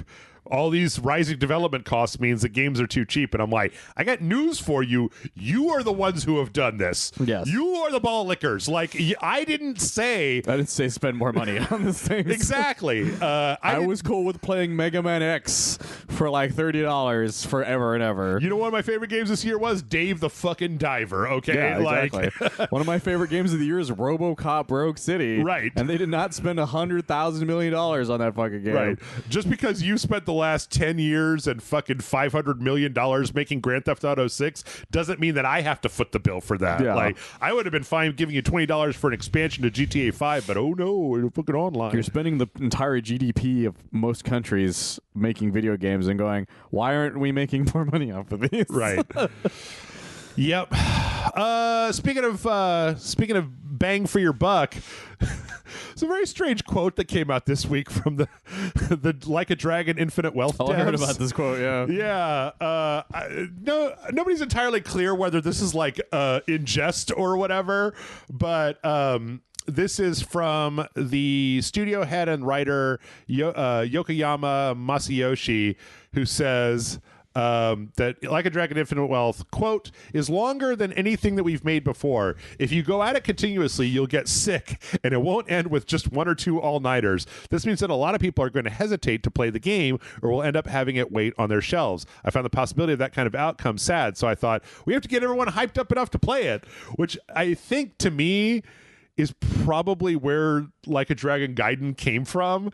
Like, the fact that one's just already shorter than the others. well, because there's not a lot of new assets in it. Yeah. It's all set in fucking Sotenbori, and like it's Kiryu Kazama. We got plenty of Kiryu Kazama models laying around. We got plenty of these people's models. A lot of the stuff that happens ties into the back half of or some events that happen in Yakuza 7. And so it's like we made a bunch of missions where somebody is like, I want ramen, give me the ramen from the popo and bring it back. And you're like, okay, I'll do that. Like, a lot of that was already there. The combat, it's got 2 combat systems. One of them is just a retread of the Kiryu Kazama I'm so strong, and then the other one is the weird like secret agent man stuff. Yeah, it's like there was work done, obviously, but it wasn't like from scratch. It was using a lot of what already existed. So the idea that you just put together like a fucking 16 to 25 hour Yakuza game as like a way to get people excited for infinite wealth, well, it worked. You son of a bitch. I wonder what they mean it's too long, because Yakuza games are already really long. I think this one's going to be even longer. Well, like, what is the average Yakuza game's hours that you can think of? Between 20 and 30. Okay, that's still not that bad. Depending on how much side stuff you do, you can get up into the 40s. But the thing is that you remember that trailer that came out where they were like, we also just put Animal Crossing on this island in here? That's probably what they mean then. That's probably part of what they mean. Part of this is from a PC Gamer story, Michael. Okay, I'm just going to read this sentence. Let me see if I can find a good place to start. Let's just read this whole paragraph. This is from PC Gamer article. In an era where even long-standing MMOs, famous for their no-life grinds, are bending towards respecting your time, just coming out and saying, we want you to binge this thing, is both a little unsettling and also par for the course. And here's the one I want to get to. I mean, the game's chief director, Ryugago Toku, carries the game's chief director, Ryugago Gotoku, carries a spreadsheet full of over 7,000 karaoke songs. Which he's determined to add 300 new songs to every year. Oh my god! Holy shit! Like, so, and I really appreciate a game dev coming out and being like, we made a monster. We put it all in this time. We made a fucking monster, and I'm just afraid that people aren't going to play it because there's too much. And it's like, I think you should be afraid, and I think you should make less game. Yeah, you should pull back. Make it 3 games. I don't think anybody wants to do 7,000 songs worth of karaoke. I don't know, but man. At the same time, they might want to. They might. That's the hard part about gaming, is that there's always that one guy who's like, yeah, I'm cool with that. Hey there, folks. We're going to do all 7,000 karaoke songs in Like a Dragon, Infinite Wealth, and I'm not sleeping until we do. So remember to sing along with it. Yeah. Smash that like and subscribe or whatever. I just like the idea of being like, if you try to play our game nonstop, you'll get ill because it's too much to play in like 2 24-hour all-night sessions. The funny thing about that quote is he makes it sound like all games are really short, but that's kind of been the case for a long time. Yes. You can't pull an all-nighter for any game anymore. I mean, the way you used to. Baldur's Gate 3 was very popular. That game was fucking not 20 hours long. Yeah, when I posted the Game Award nominations, I had a friend who's like, I have 150 hours in Baldur's Gate 3 and I haven't finished the game yet. Yeah. It's like, no one really cares the way I mean, look at the Game Awards nominees. Tears of the Kingdom, right? Like, you know. If you love a game enough, you will spend weeks on that fucking thing. Yep. So, I don't know. He has nothing to worry about from the people who genuinely care. Yeah. Is really what it comes down to. The only people that really he needs to worry about are the people who for some reason started there. So I guess what I'm saying is that our next sequential is going to be Like a Dragon, Infinite Wealth, and I'm not even going to assign a co-host. It's just going to be whoever's in my house at the time is like, you're going to play 40 minutes. If you come to my house, you're going to play 40 minutes of Like a Dragon, Infinite Wealth before you leave. I don't care if you're Amazon, Uber driver, you got to come in and play 40 minutes of Infinite Wealth. It's the infinite sequential is what they call it. That's right. Like a Dragon, Infinite Sequential. Well, speaking of gigantic motherfucking games, Baldur's Gate 3 is getting very close to coming out on the Xbox Series S. Okay. Sven Vinke came out and said that they're got a little bit of work to do, but they're getting very, very close. Apparently, this is like really good news because part of getting it to work on the Series S means that it's going to have better performance on the other consoles as well, because they have to optimize the throughput and memory and shit like that. So if you have an Xbox Series S, just know that I also really appreciate this. Is another appreciating the devs. Like, they really were trying to make it work, right? Like, they really wanted it to be the entire thing on there. Yes. But they just couldn't do it.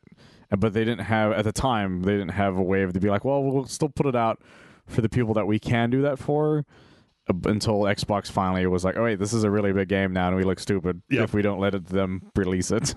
Yep. So, like, they really do care about their players, and it shows. Yep.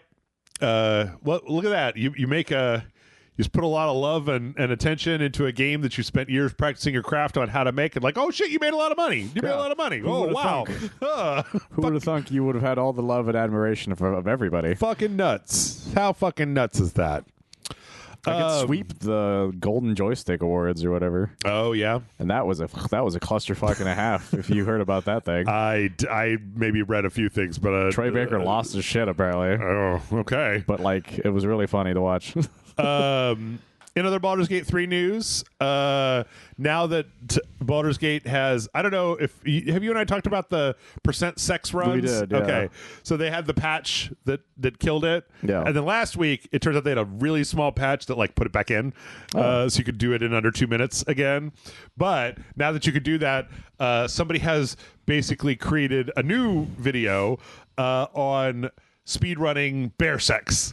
So how fast can you get to bear sex? And it looks like the current is 50 minutes, but it's funny because the person that did it, they put a full video online that has like notations on how they did everything. Oh, okay. A fully explained tutorial run. Bear percentage. So it's probably people will find a way to do it even faster as time goes on.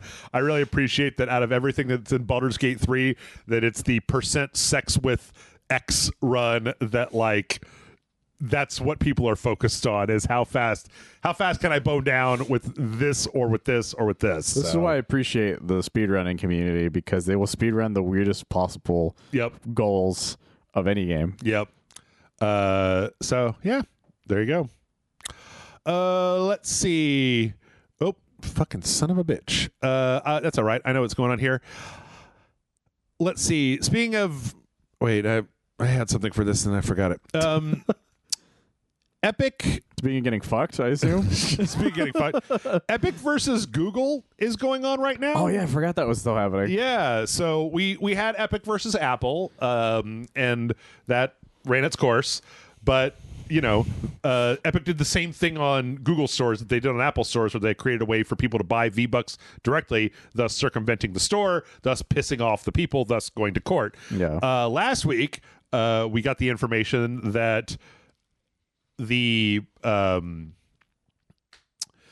Epic Game Store has never made any money. Has never been profitable, no matter how much they've dumped into it over the years. It's another instance of, if I spend enough money, they'll surely make money. Yes. No, it turns out that's not always the case. This week, oh my God, you didn't get into any of this, I assume. I didn't even know. I forgot it was starting. I knew it was happening, but I don't know about what's the current status of it is. Okay.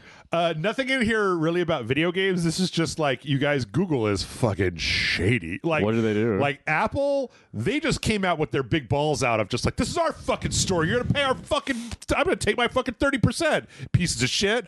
And like, that was pretty much their argument. Yeah.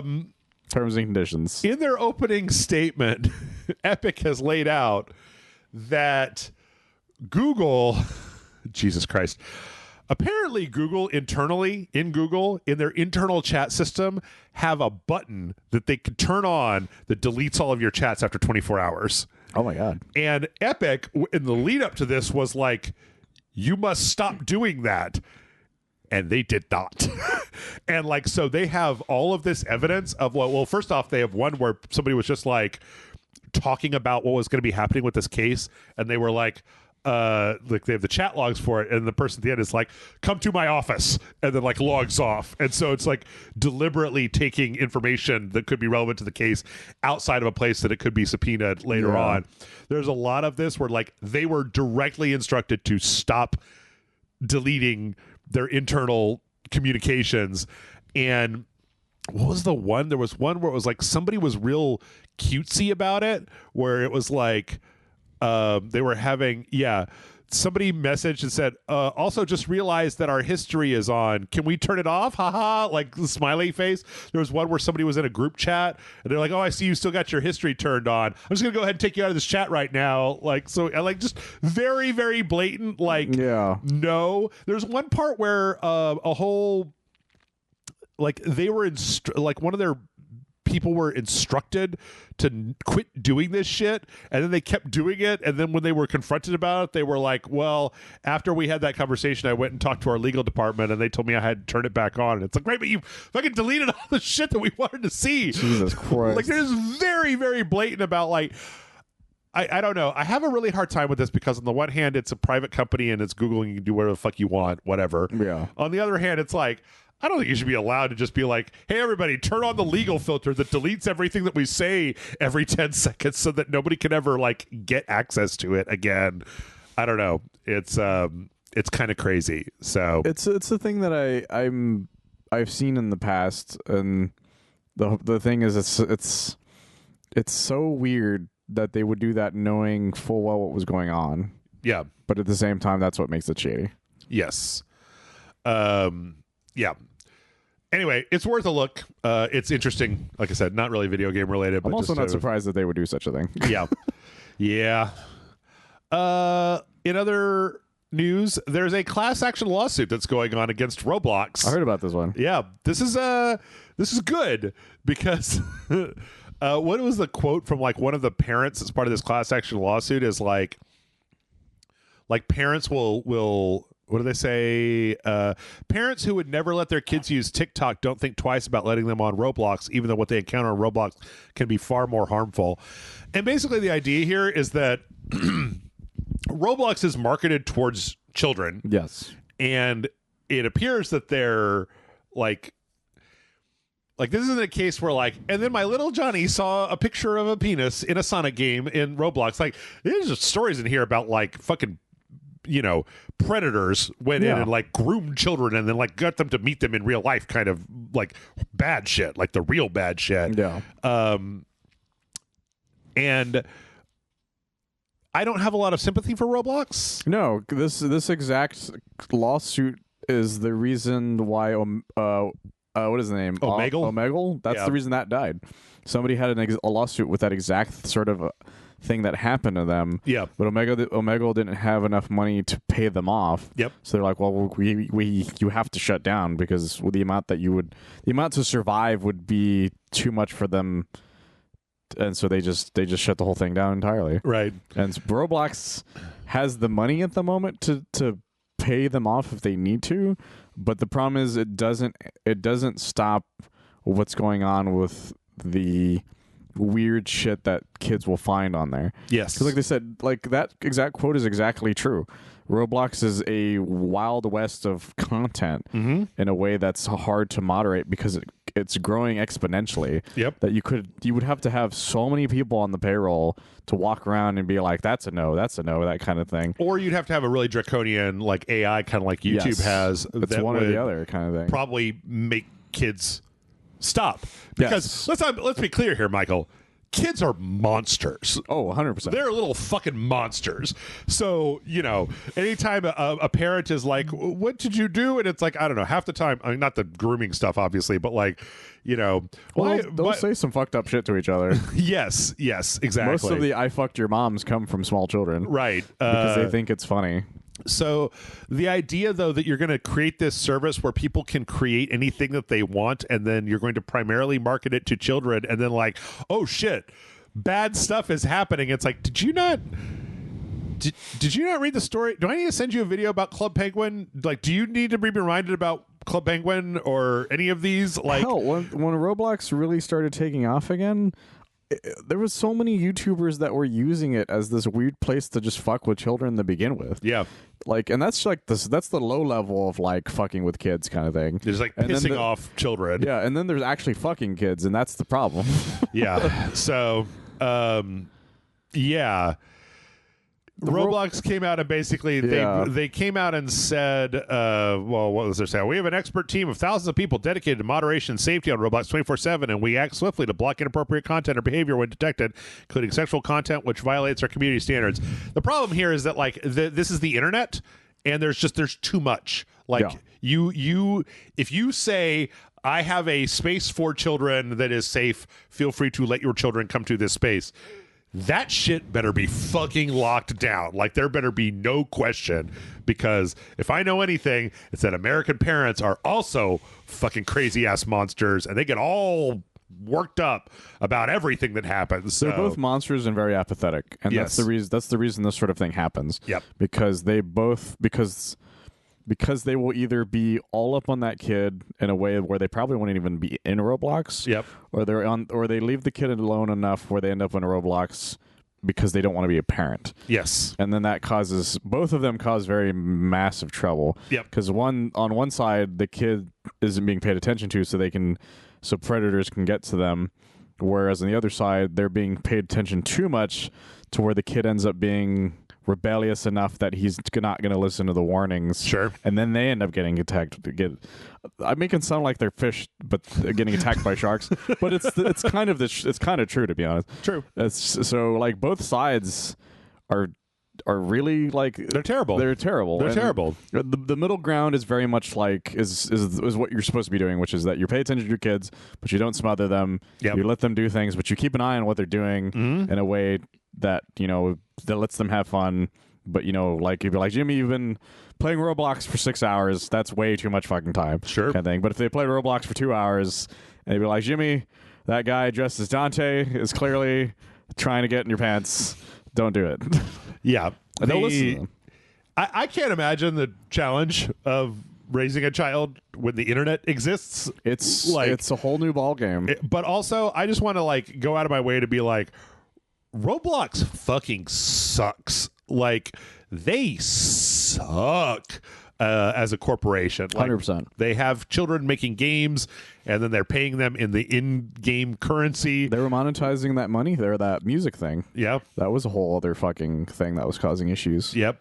So I don't know. Like, I don't know what the answer is, but I do think that Roblox sucks. So that's this is one of those things where I don't have the answers other than be a better parent. Yeah. Have you ever taken the time to sit down and hit them? Okay, Bender. Speaking of shit that sucks, hey, guess who's back on that NFT train? It's Ubisoft. Fucking Ubisoft. Of course they are. It's over. It's over. It's long over, guys. Why are you still doing The this? NFTs have been killed. Yep. This is stupid. Okay, so I'll give them like just a little pinch, just a tiny little pinch of credit. They are not actually doing anything internally. They have hired a company called Immutable to, quote, create a new gaming experience that will further unlock the potential of Web3, unquote, which, as near as I can tell, the potential of Web3 is a smoking crater in the ground where you throw money that gets caught on fire and then it just disappears. Like, that's what Web3 is for, right? Pretty much. That, or it's for blinding the people who use it. Yeah. Because that happened, too. In Hong Kong. oh, right. That bullshit. Yes. That fucking thing that happened. So I'm going to... don't look at my screen, Michael. So right. Immutable is a game company, and I want to read you the games that they've made. I want you to tell me if you've ever heard of any of them. It's okay. You can just say no right now. Metalcore? Definitely not. Shardbound. No. Infinite Victory. No. Which is an arcade-style basketball game, because that's what comes to mind when I say Infinite Victory. And Guild of Guardians. No. Yes. So... never heard of any of these things. There's all kinds of like weird NFT games that I feel like I've never heard of, where like they all started development before the whole fucking thing crashed, and then they finally came out and it was just like, oh, this is all garbage. So yeah. But at least it's just Ubisoft probably making a deal, because they have their whole quartz system. They have their whole quartz thing on the blockchain, right? What they use to do those Ghost Recon helmets with the numbers on them, right?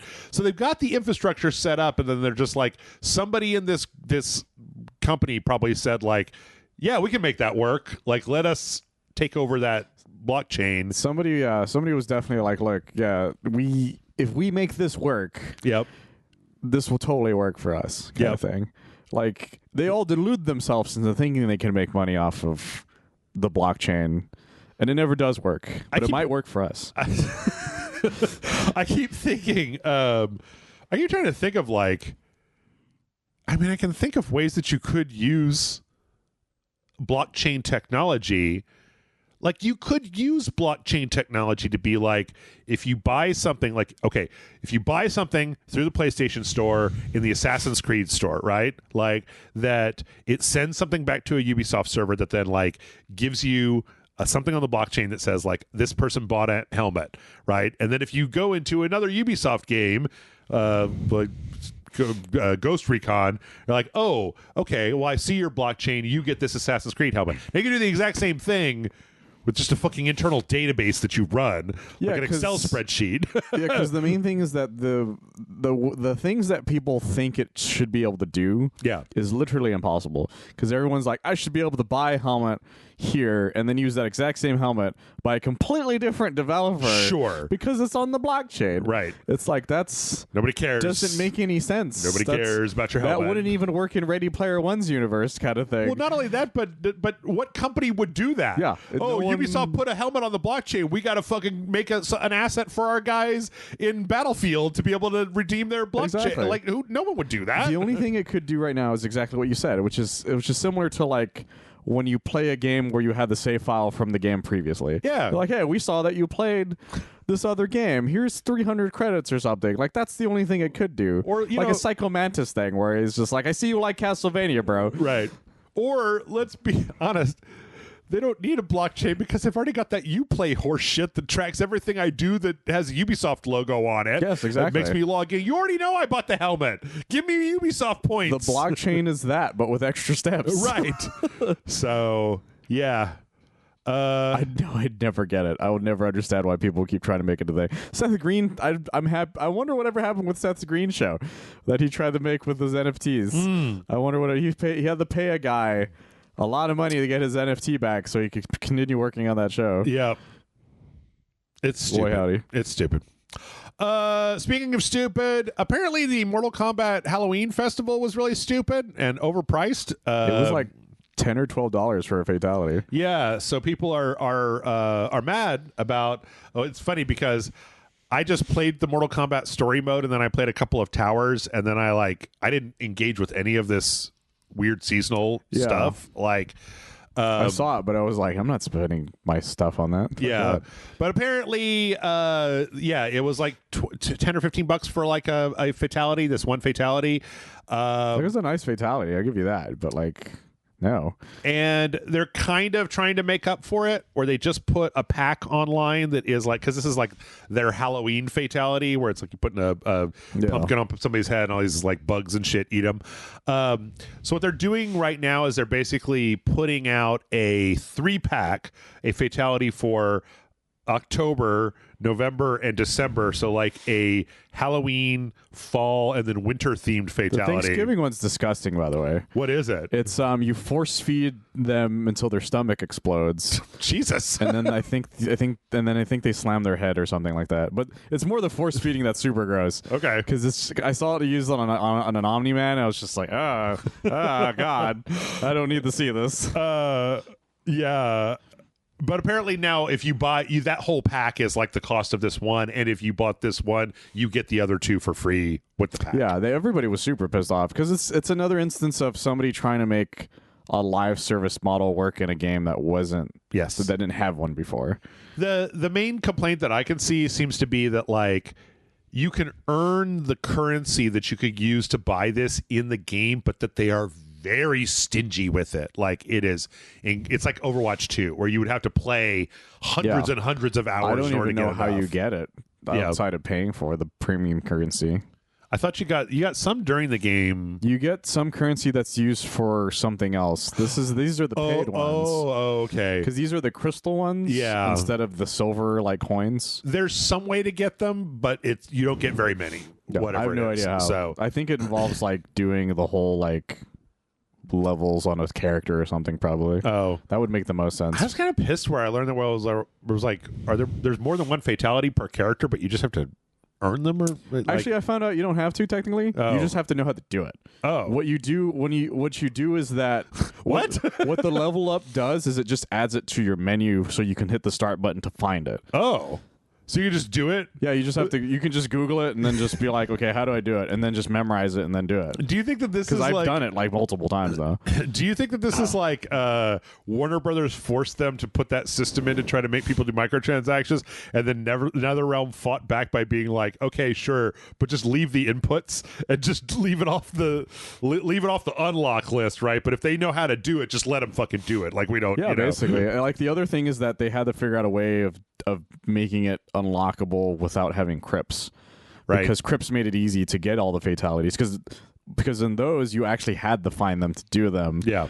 Now you're just like, okay, I just have to Google it and be like, okay, it's this, and that, and then now you can just do it. So yeah, the only thing you actually unlock is the ability to see it in your start menu. The brutalities, though, you still have to unlock those. As far as I know, with the brutalities, I haven't looked too deep into that part. I just wish that the weird what do they call the mode invasion? Yeah, was more fun because I wish it was too. It's not fun. They added an update where you now move faster in it though. Good. Yeah, fucking great. It's got like a hyper fast forward mode where like they just like haul ass across it instead of like slowly walking to the next spot. Very good.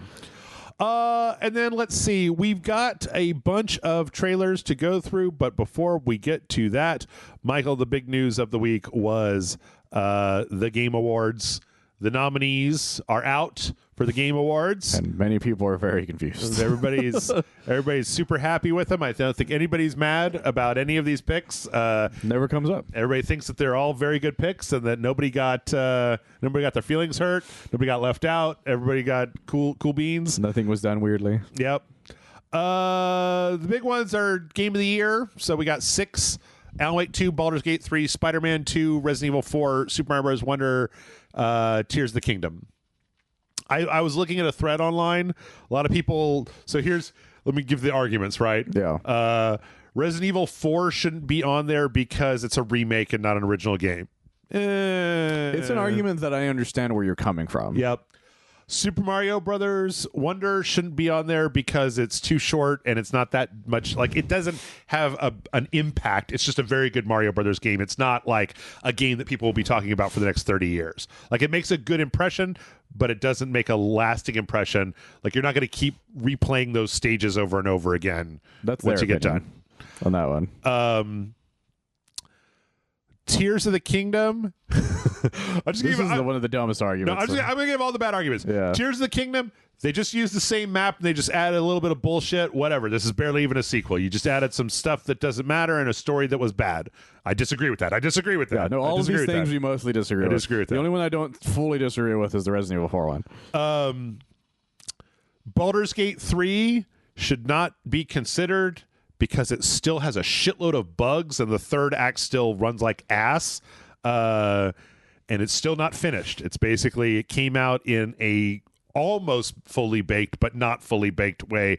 They're still making major updates to that game, and it shouldn't be considered until it is considered finished, not a work in progress. It's still being done.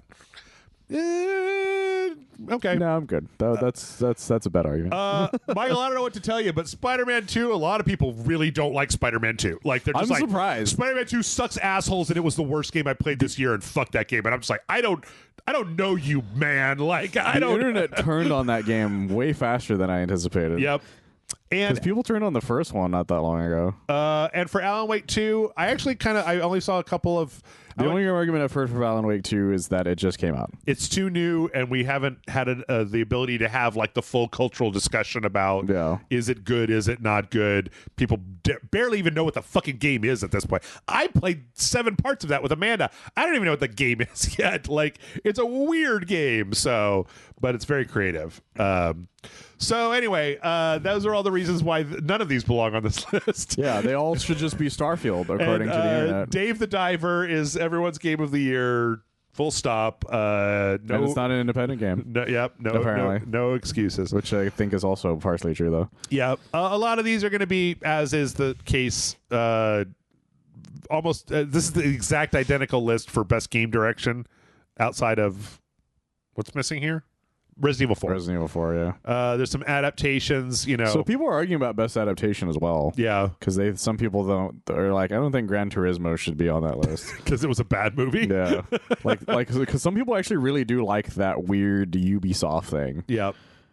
Oh, the Captain Laserhawk? Yeah, they mostly like it because of Rayman. Oh, And how he's like a batshit insane character. Rayman swears, you guys. It's edgy AF. Best narrative has that's where Cyberpunk Phantom Liberty is getting its nod. A lot of people saying Final Fantasy 16 should have been on the full Game of the Year list.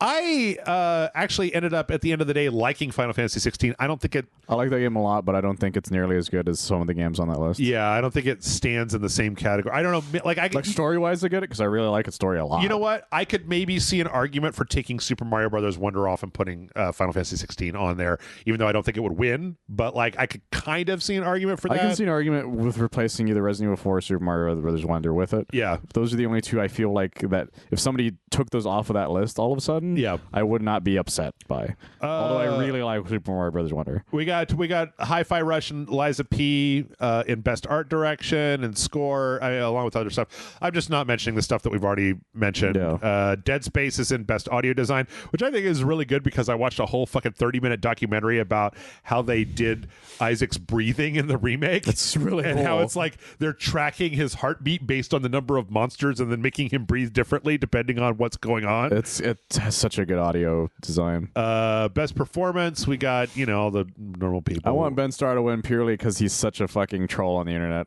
I want Idris Elba to win because Idris Elba can do anything. Yeah. I'm Idris Elba. Actor, DJ. God, that's I find that skit way more entertaining than it probably should. Yeah, I don't know why I keep watching it. I'm like, because it's the idea of Idris Elba walking into like a scientist being like, "I'm gonna cure cancer." Yeah. The weirdest one here, one of the weirdest ones, best ongoing game has Apex Legends, Final Fantasy 14, Fortnite, Genshin Impact, and Cyberpunk 2077. That's not an ongoing that doesn't title. Make any sense. Like it had an update. I guess it's had a bunch of updates, but that's not the same as like that's not what I think of when I think of ongoing. You're right? better off putting Baldur's Gate 3 on there. Right. That's how that works. Yeah. It got one expansion, guys. That's not how ongoing works. Best independent game is probably worth it. Cocoon, Dave the Diver, Dredge, Sea of Stars, Viewfinder, and then there's some other stuff, mobile, VR, AR. The Armored Core shows up in Action Game, best action game, along with Dead Island 2. And Remnant 2. Which I keep forgetting came out this year. And Remnant 2. Those were all fucking solid-ass video games. Yeah. They just... I was surprised Ghost Runner 2's on there. They didn't get up into the top 5, right? Yeah. So... A lot of these ended up making it in a spot where they Jedi Survivor and Best Action Adventure Game. I feel bad for Jedi Survivor because it's surrounded by the other fucking top Game of the Year contenders. Outway 2, Marvel, Spider-Man 2, Resident Evil 4, Tears of the Kingdom. I feel like it's going to get slaughtered on accident. Yeah. Starfield only shows up in the best RPG category. Some people are real butt mad about that. So. And I'm fine with it. It makes me happy, to be honest. And I want it to lose to Baldur's Gate 3. Yeah. Anyway. Wait, what's under best fighting game? Did they fuck up again, or is it all fighting games this time? I don't know what God of Rock is. I'm not sure either. Same with Mortal Kombat 1, Pocket Nickelodeon Bravery. All-Star Brawl 2, Pocket Bravery, and Street Fighter 6. I don't know what those other two are. This is a Modus game. Oh, I think I actually know. I think I've seen this before. It's a this one. Okay. rhythm-based fighting game. Yeah, I remember that. Sort of. And then so it's still a fighting game. Bravery from P-Cube. P-Cube is pretty good. Pocket Bravery, inspired by classic fighting game. What the fuck is this? August 31st? I keep track of everything, and I've never fucking heard of this before. And an eagle. Oh, it is a fighting game. Some kind of... some fucking Shifu nonsense. Retro-inspired. Yeah. I don't know. This seems kind of cool. That is actually kind of neat looking. I've never heard about this Never before, heard of it either. So, all right, great. All right, well, they're all fighting games this time, so good for us this time. What was Sifu last Sifu year. really fucking came out of nowhere. Yeah. So funny. Anyway, we'll find out more. Hey, guess what? Nobody cares. Show me the trailers. I don't care. Show me the GTA 6 trailer. Show me the Death Stranding 2 trailer. Yeah, we're Show me the obviously fucking getting the GTA 6 trailer. Elden Ring expansion trailer. That's what I fucking care about, Keeley. Quit fucking telling me about awards. Bring out Hideo Kojima. That's right. I don't give a shit. Yeah. Oh God, we're behind. Trailers. 20-minute trailer for Suicide Squad Kills the Justice League. I watched this and I was just like, oh, that's right. I don't want to play this. You know what the funny thing though is, Michael, is anytime that they end up talking about the story or show a cutscene, I'm like, I'd play that game. And then they show the game and I'm like, oh, I don't want to play that game. I'm going to do something I've never done, which is I'm going to watch one of those full movie YouTube videos. Yeah. Where it's just the cutscenes by themselves. Yeah. And I'm so sick of Rocksteady doing this when they're like, by the way, there are no citizens. Everyone in Metropolis is either dead or turned into an enemy. It's like, guys, stop making these giant cities with nobody fucking in them. Sure. Like, I'm sick of before it was a limitation thing and I was accepting of that. Yeah. But now there's no excuse after like Spider-Man 2, 1 and Michael, 2 and all these other games. It's winter. It's really cold. Everybody's inside, okay? That one was the dumbest excuse out of all of them. Yep.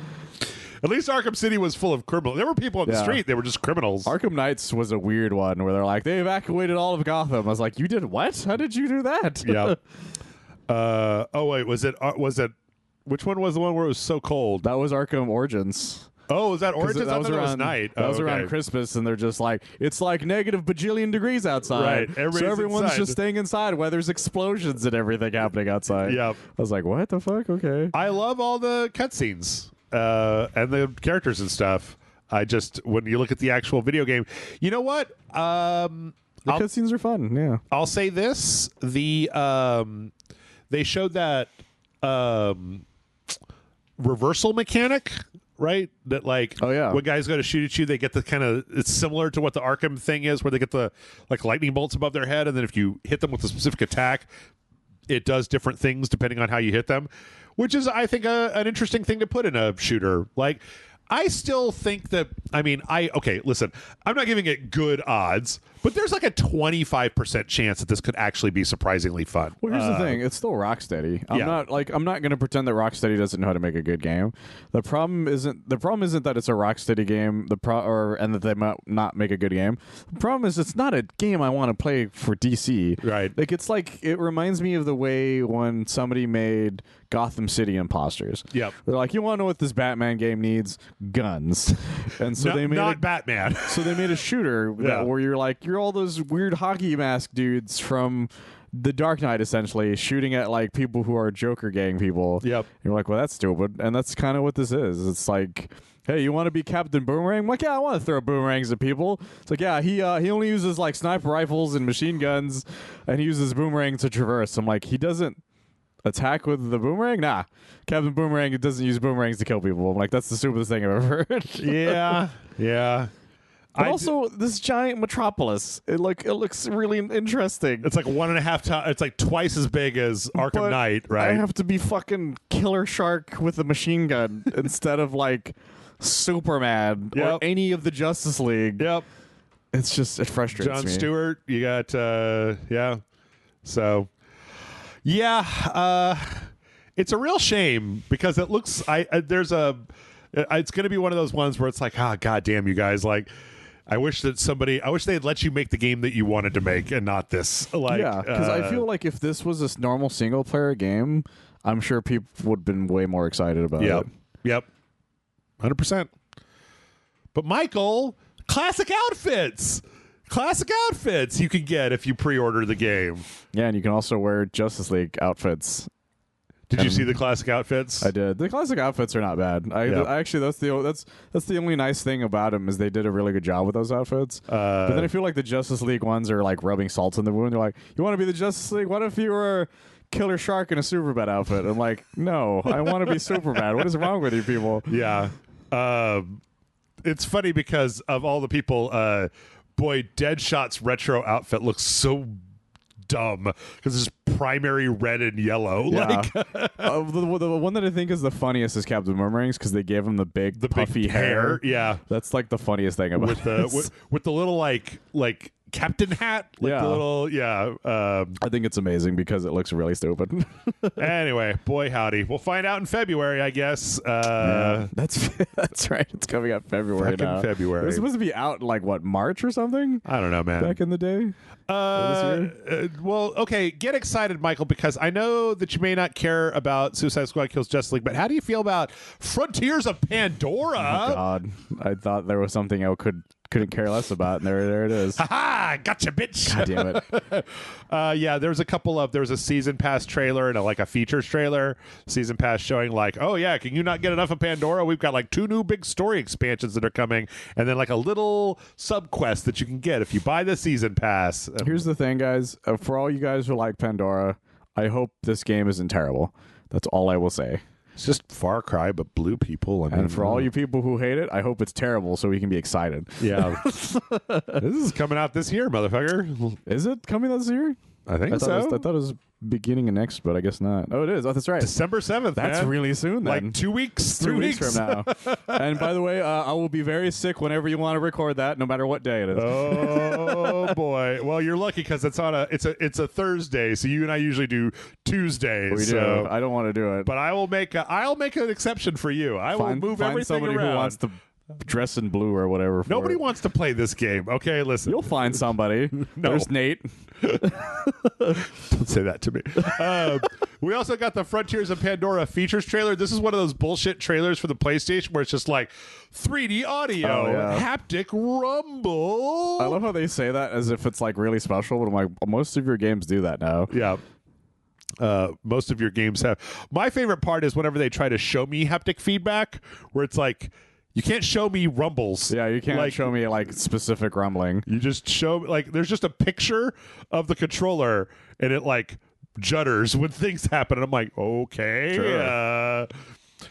Experience thrilling combat with adaptive triggers. Ooh. I turn those things off, man. I don't want to have to like fucking pull my finger back like every single time I shoot still somebody use in it a every video now game. and then, but I don't even remember the last game I used that really took advantage of it. Got to ease off on that shit. I had to turn it off for Avengers though, because that was difficult. Yeah. Okay. How about something to actually be excited about? This week, UFO robot Grendizer, The Feast of the Wolves came out. We got a launch trailer for that. Did you not know this was happening? But no, I guess not. This is Microids. They made a fucking Grendizer game, and it's like a big old school. Like I know this as Transor Z. I think. Yeah, I was about to say that's what this is, isn't it? But that was what it was in English. It was Grendizer in Japanese. So it's like it's like an old like 80s cartoon mecha thing where you got a silly looking dude. I had no idea they were making this. Yep, and it came out this week, and yeah, I mean, we're gonna try to get it somewhere on there, but it looks like it just fucking nailed it. Like, I'm a big fan of that aesthetic. Like, there's not a lot of games that are willing to have fun with that. Yeah, like there's a Voltron game that a lot of people forgot existed that came out for the Xbox 360 arcade. That was a lot of fun. I remember that. But yeah, it looks like there's some like shmup stages and some kind of 3D flying stages, and then some kind of brawling stages. Like, hey man, sure. I want more games like this. Just like, let's adapt a really old anime and make it just really cool. Yeah. Like, I would love an actual like adaptation of like old school Gundam kind of thing, for instance, with this exact sort of like art style that resembles it. I think what you mean, Michael, is I'd like to play a Gundam game that's not an online fighter, please. Just one. That would be nice, please. Yes. But like I said, I also want it to have that art style though, because that's the thing that this is doing. That is this kind of like simplistic. Yeah, because it looks like something that like if you really turn it into 2D, it would still feel like that show. Yeah, like you could cell shade it, and then it would be flatten it out. Like I would love to see a sequence where like the Gundam just looks like that really bad like cell art that they that makes its head like really huge or its arms really tiny, that kind of thing. Like that would be really funny, but I know they would never do something like that. But there's a lot of old animes and stuff you could use. Like I would love to see some Macross stuff. Oh yeah, that would be really cool. Yeah, they never really did a very good job with that. Hell, man, you could tie that shit in. You can make a Witch from Mercury game, and I bet a bunch of people would really fucking like that shit. 100%. Look, it's got the school part that, like, it's like Persona, except instead of going to a dungeon, you fucking get in the fucking Gundam. So, yeah. Anyway, this is, it's out now. It looks cool. Probably going to play it at some point. That looked great. We got a reveal trailer for Robots at Midnight. I had not heard of this until today. This is an upcoming game where it's like a young lady and like that's kind of battling through like a world of these kind of stylized robots. I just really like the art style. Like it's very clean and very good animation. And I like kind of what the robots have a lot of like personality to them. Yeah. It looks like it could be a really fun kind of like third person action game. From what I can see, I don't know. There was a parry in it, so I was about to say like, it looks like a Souls game to me, but who knows? It could be anything. But it looks nice. Like it looks like a game that I would go, oh, that ended up being really fun. Yeah, that actually could be really cool. Yeah. So Like it's got a great art design. Robots at Midnight. We got the launch trailer for Warhammer Age of Sigmar. That actually came out this week. Oh yeah, it did. Huh? I keep forgetting that this is so much of a like a tactics, like an RTS game, but not like the Warhammer Total War games. So more like Space Marine 2 or something like that. But apparently it's coming with like it's like a map editor and a campaign editor, and like you can paint your little guys whatever color you want. And you can That's pretty cool. Create like armies.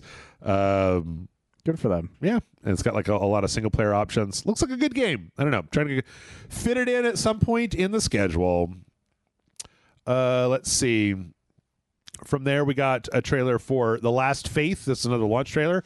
This game looks really cool, and I saw it earlier this week, but the more that I see it, the more I'm like, so it's Blasphemous but Bloodborne. Oh, this thing, yeah. Yeah. So it looks like a Metroidvania meets Bloodborne with like a 2D pixel art style. But the more I look at it, the more I'm like, this looks fucking quality, man. It looks like great, actually. Solid animation. It looks like it's got a good fighting style. I like kind of how far away the camera is. Also, it's nice to have a normal character design that isn't just like weird as shit. Because that's the issue I've had with games like Blasphemous is like, what if your character design was just really fucking weird and off-putting? I need to go back to Blasphemous 2 because that came out this year, and as I understand it, it's like Blasphemous 2 is less Dark Souls and more Metroid or more Castlevania. So, okay. But yeah, this looks really solid. Like I might give this a shot, and then if it's good, we might put it out there because it looks like a cool game. So yeah. We got the launch trailer for Remnant 2, the Awakened King DLC, which is basically just a dude with a giant cone on his head fucking yelling at the camera for like 2 minutes, and then the trailer is over. So pretty much. Which I'm glad Remnant 2 is doing really well. Yeah, me too. I'm glad that they took that first one and then really built on it, because it kind of bounced off the first one, but I played almost all the way to the end of Remnant 2. I just got a little stuck towards the end, and I was like, I'm going to go level up some of the other archetypes, and then I'll just be back to finish this game, and then other stuff came out. So yeah, it's that kind of year. But yep. Let's see. We got the reveal for Reina in Tekken 8. Turns out Haichi fucks. And so it turns out there's a new Mishima Yep. out there. Wait, is she a Heihachi kid? She is. She's Kazuya's brother? Yeah. Oh, or sister? That's why she's so fucking crazy. Oh, okay. Because she was like, because everybody was like, that's why the internet's just like, yeah, it turns out he just lays pipes everywhere, so he probably has a bunch of random ass kids for all we know. She looks more. I don't know. She just looked more like she was Jin's age than Kazuya's. Or Kazuya. That was Kazuya is his son, and then Jin is the grandson, and so apparently she's a daughter. Oh, okay. And so yeah. So she came out of nowhere, and it's like, oh, there's another one. But what about the grandpa? He was the worst last boss of all time. Pachi? Yeah. Yeah, I hate he's that around. fucking guy. And then there's his wife, who's the bad guy to 7. Oh, Jesus. It's just, I like, everyone hates him, but like the only person he ever truly loved was his bears. there are other characters besides the fucking Mishimas, you guys. I like the other people as well. You didn't need to just... At this rate, by the time we get to Tekken 10, it's going to be nothing but Mishimas. Yep. Like, that's all it is. It's just nothing but Mishimas. Tekken 10, keep it in the family. I gotta say... She looks really cool, though. I gotta say, I was going to ask you, because I was a little underwhelmed compared to that fucking cyber French guy that we saw 2 weeks ago. That cyber French guy was over the top, and I loved him. She seems to just be kicking a lot of asses. Like, I don't see any like specific things that she's doing outside of the ass kicking. I just think she's really cool to look at, and like she has a lot of really cool like fast attacks compared to the way the rest of her family tends to be. She seems to have a lot of. She's still pretty brutal though. She's got like a what do they call that? Like what the ink attacks were in Street Fighter? The focus attacks? Right, where it gives you like hyper armor so that even if you get hit while you're doing it, it still lands. Yeah. She seemed to have a few attacks like that. Yeah, because she has a little more speed to her too, but she is very much like one of them. Yeah. Kind of crazy. Yeah, it's very exciting. Kind of crazy. And all of the internet loves her already because their thought process is, I can fix her.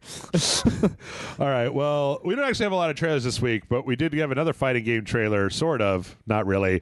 Oh my god, I love this trailer because the first time I saw it, the quote on it was like, "You captured their stunt doubles." Oh, you fools! You captured their stunt doubles.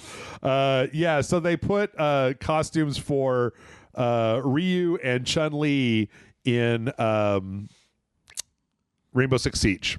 Yes, and they are fugly. They look awful. They look so stupid. Fucking terrible. Because the outfit itself's not bad, but then you see their face. The face. And it's like, this looks... The other tag I saw on a quote tweet was it looks like the type of video you would see if you were watching like a Law and Order SVU and they needed a fake video game, and this was the models they had for it. Yeah, like that's what it was. It looks like they look like knockoffs, right? Yeah. It's like, it's really bad. We've got yeah, we got Ryo and Chun-Ji. Right. God, yeah, it looks fucking terrible. And then they don't even show them like with guns or anything. No, I don't know. They're like pretending to be Street Fighter characters, and it makes it sadder. Yeah. It's so fucking weird. They look terrible. Oh my god, absolutely awful. It looks really bad. And you know. Here's the thing. I want to put this in perspective. We've made fun of the Warzone costumes, but they look good. Like, yeah, they still look like their characters with a gun. The crazy part is watching Skeletor shoot a machine gun, not just that Skeletor is there. This is the last time I think I was this flabbergasted was when they put the Nier characters in there, and I was like, why? And then the time before that was when they put the Yakuza characters in there, so Kiryu Kazamo's carrying around a machine gun, which is something that motherfucker would never do. And then I think after that was when they put the Rick and Morty costumes in there, where they had like the Pickle Rick, and they were just like bobbleheads. Like the Morty was just a big bobblehead. The only time this has happened this bad, and it also was Street Fighter, was PUBG. Because PUBG added like costumes, and they all Harlequin, fucking terrible. Harley Quinn Joker, quote unquote, costumes from the Suicide Squad, from the David Ayer Suicide Squad. Yeah, that was pretty bad. Woo! Yeah. I remember all your fuck ups. Yeah, this is just this one makes me sad. Yep. We got a really interesting trailer. It's a game called Pillow Champ. Oh yeah, I've heard of this one. This is like a fighting game where everybody just has like pillows and they're just beating the shit out of each other with pillows. So it's like a pillow fight. Yeah, I saw this on Twitter. Yeah. It looks kind of fun. There's a little teaser trailer out for it. It doesn't have any like actual gameplay, but it's got an interesting kind of like style to it as well. But like at the end they kind of zoom back and there's two really serious looking dudes holding pillows, getting ready to fucking throw down in a big ass pillow fight. Yeah, because there were like so many varying designs. Is the thing I think is why I found it so interesting. Yeah, it's not just like big fighting guys. There's like a grandma looking person, an old man, like a millennial looking like woman, and the guy looks like from like a 70s kung fu movie or something. Yeah, like it's kind of really cool looking. And this is coming to in next year, but it's also coming to those Netflix games. Oh, that's interesting. Which I say because our last trailer is the Netflix the Pokemon Concierge that's coming to Netflix. The animation on this is really good. Yeah, I ended up watching it because I found out that Josh Keaton plays a voice in it because he shared it. And I was blown away by its animation. I was too, except for the lip sync, until I realized that the lip sync is obviously done for Japanese and that this was overdubbed with English. 100%. Because they don't have any, they don't use their, at first I thought they didn't have woo like when you're animating, there are 5 mouth positions, and one of them is oh, like ooh. Yeah. And they don't use their ooh mouths enough. And then I remembered there was like, oh, right, you don't use that as much with Japanese as you would with English. So It also makes it easier to do dubs. yes. But this is adorable. This is adorable. Yeah, it's really, really cool looking, and it's really cute. And I love the textures on the Pokemon Yep. compared to the textures on the people. Yep. And it just looks really fantastic. The people kind of look like plastic action figures, and the Pokemon have like that kind of like fuzz texture.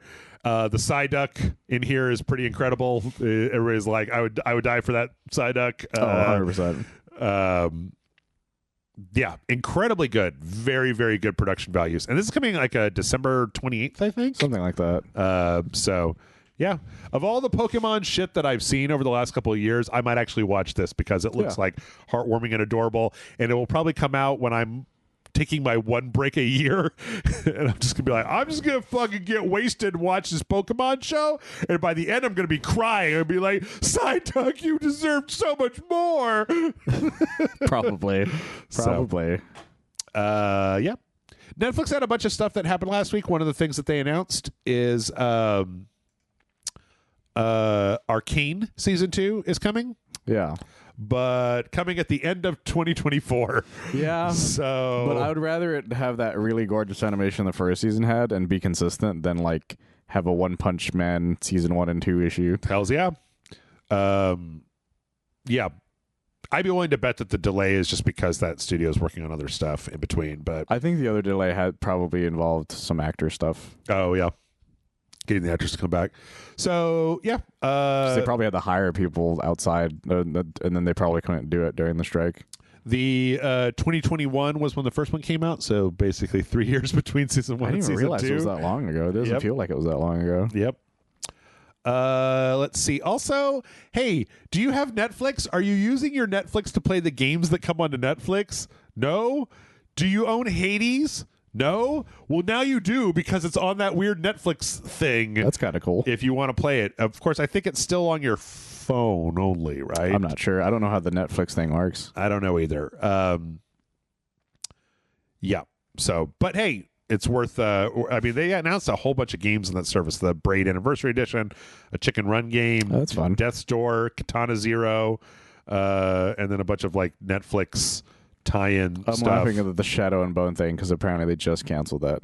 Oh, they did? They canceled the show at least. Oh, okay. So I think it's really funny. They're like, play the game based on the show we just canceled. Yeah. It's like, okay. That's a very, very popular series of books, but 2 series that are completely different. I don't understand like why they thought that they could do what they did, because the main Shadow and Bone books, which I've actually listened to all of these on Audible, the main Shadow and Bone books are like fucking Twilight, where it's like, here's a girl, and I'm a regular girl, and I'm ugly, and everybody hates me, and it's like, oh, it turns out you got a power, and now your childhood like friend that you've had a crush on forever, and like the dark mysterious dude from the Academy of Wizards are both totally into you, and they want to date me and smooch on my face, but oh, it's my destiny, I don't know.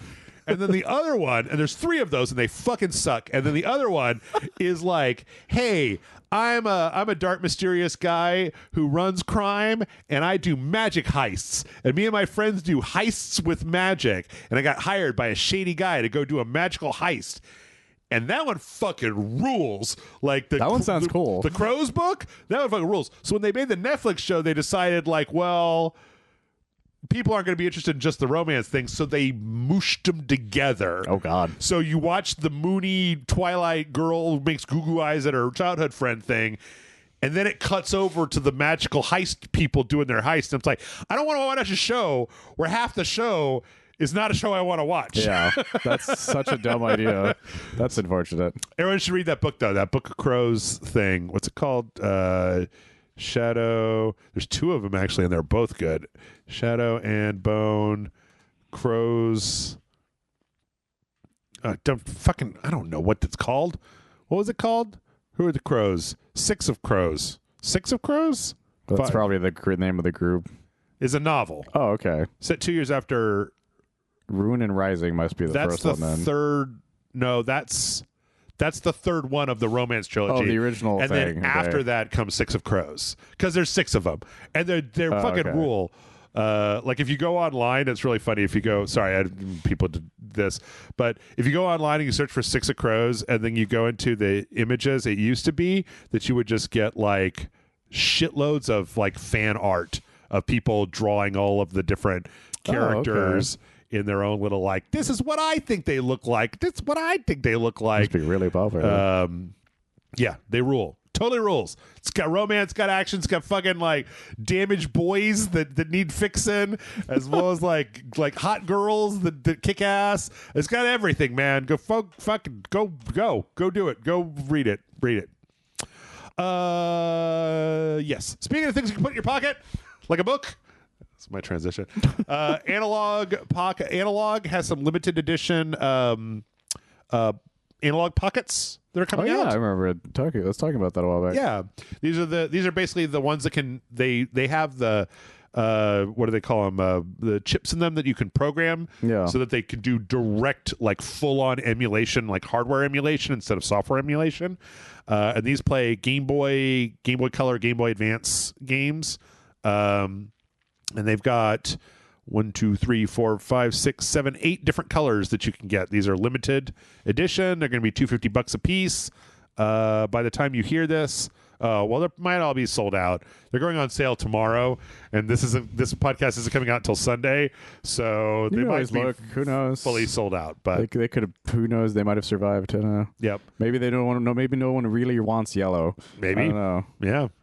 I like the fact that they picked a different game for these little mock-ups. Yeah. So every one of them has a game that matches like the color of the thing. So that's fun.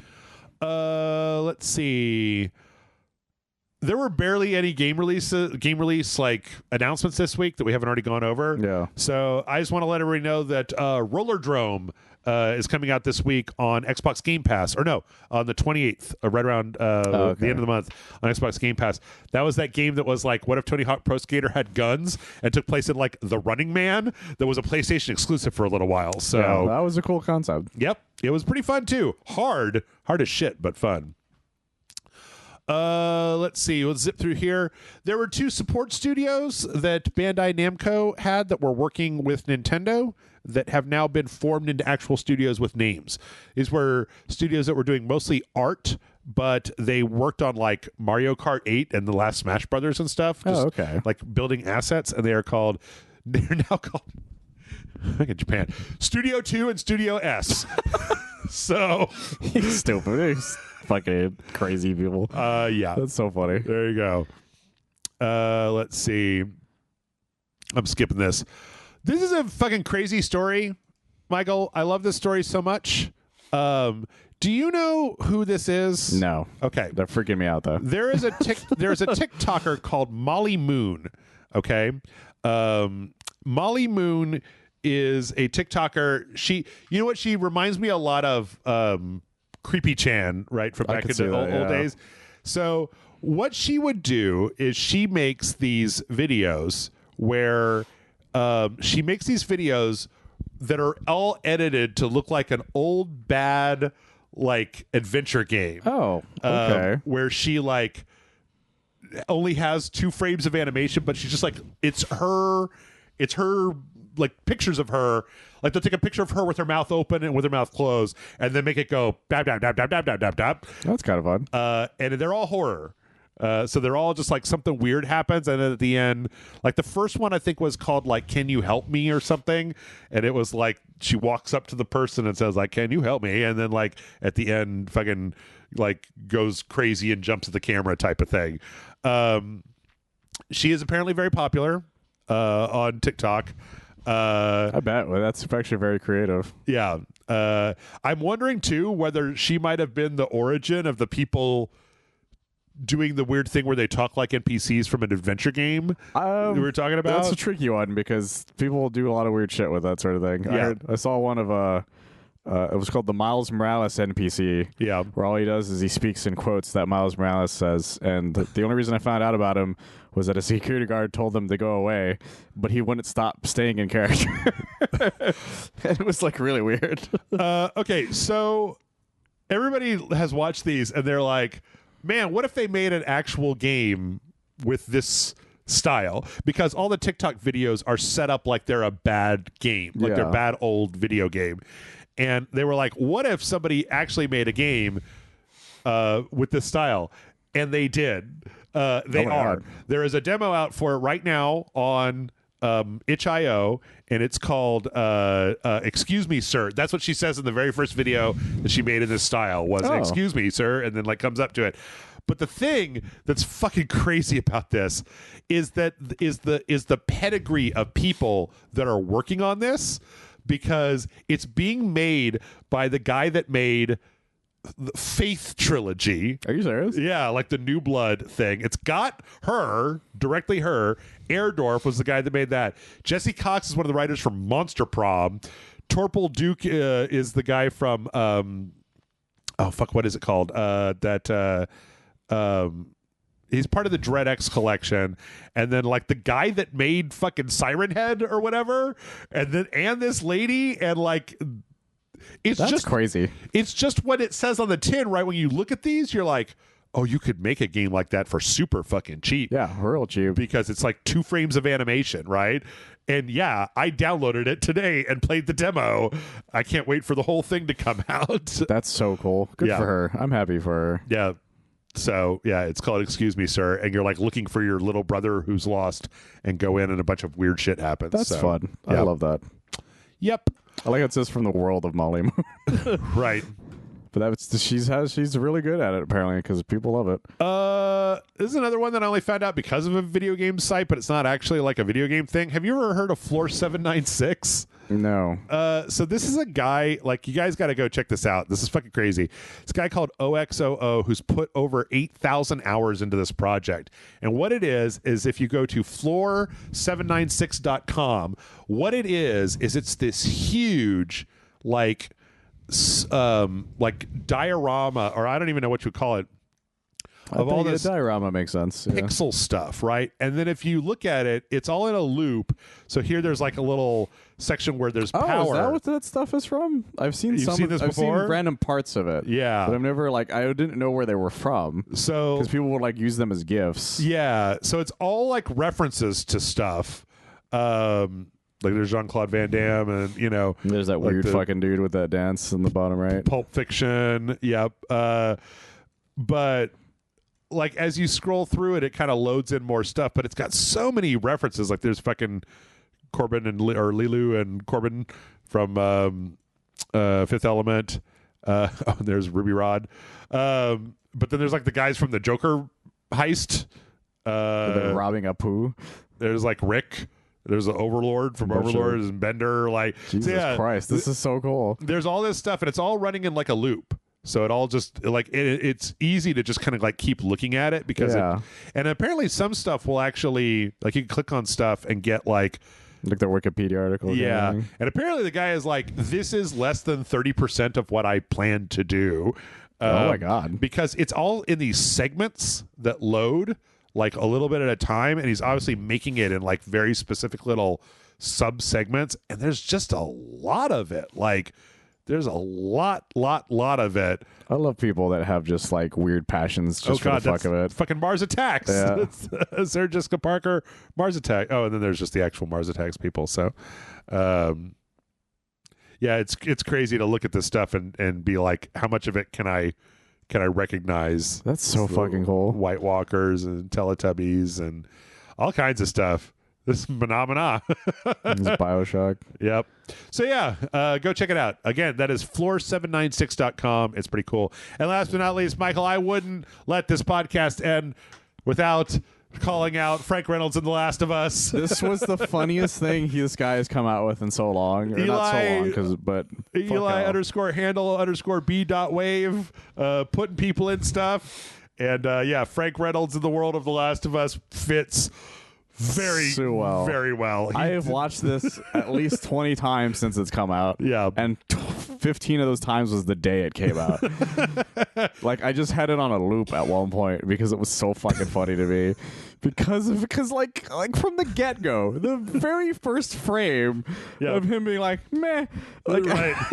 Yeah. I lost my shit. Yep. And it just kept getting better as it went on. And then the final part was the perfect way of making that the ending of the actual game. It's kind of amazing how, it's like It's Always Sunny in Philadelphia has had so many different things that you were able to find, like, enough things that, like, some of this is The Last of Us in It's Always Sunny, basically, and some of this is Frank in The Last of Us universe. It's so fucking funny. Really good.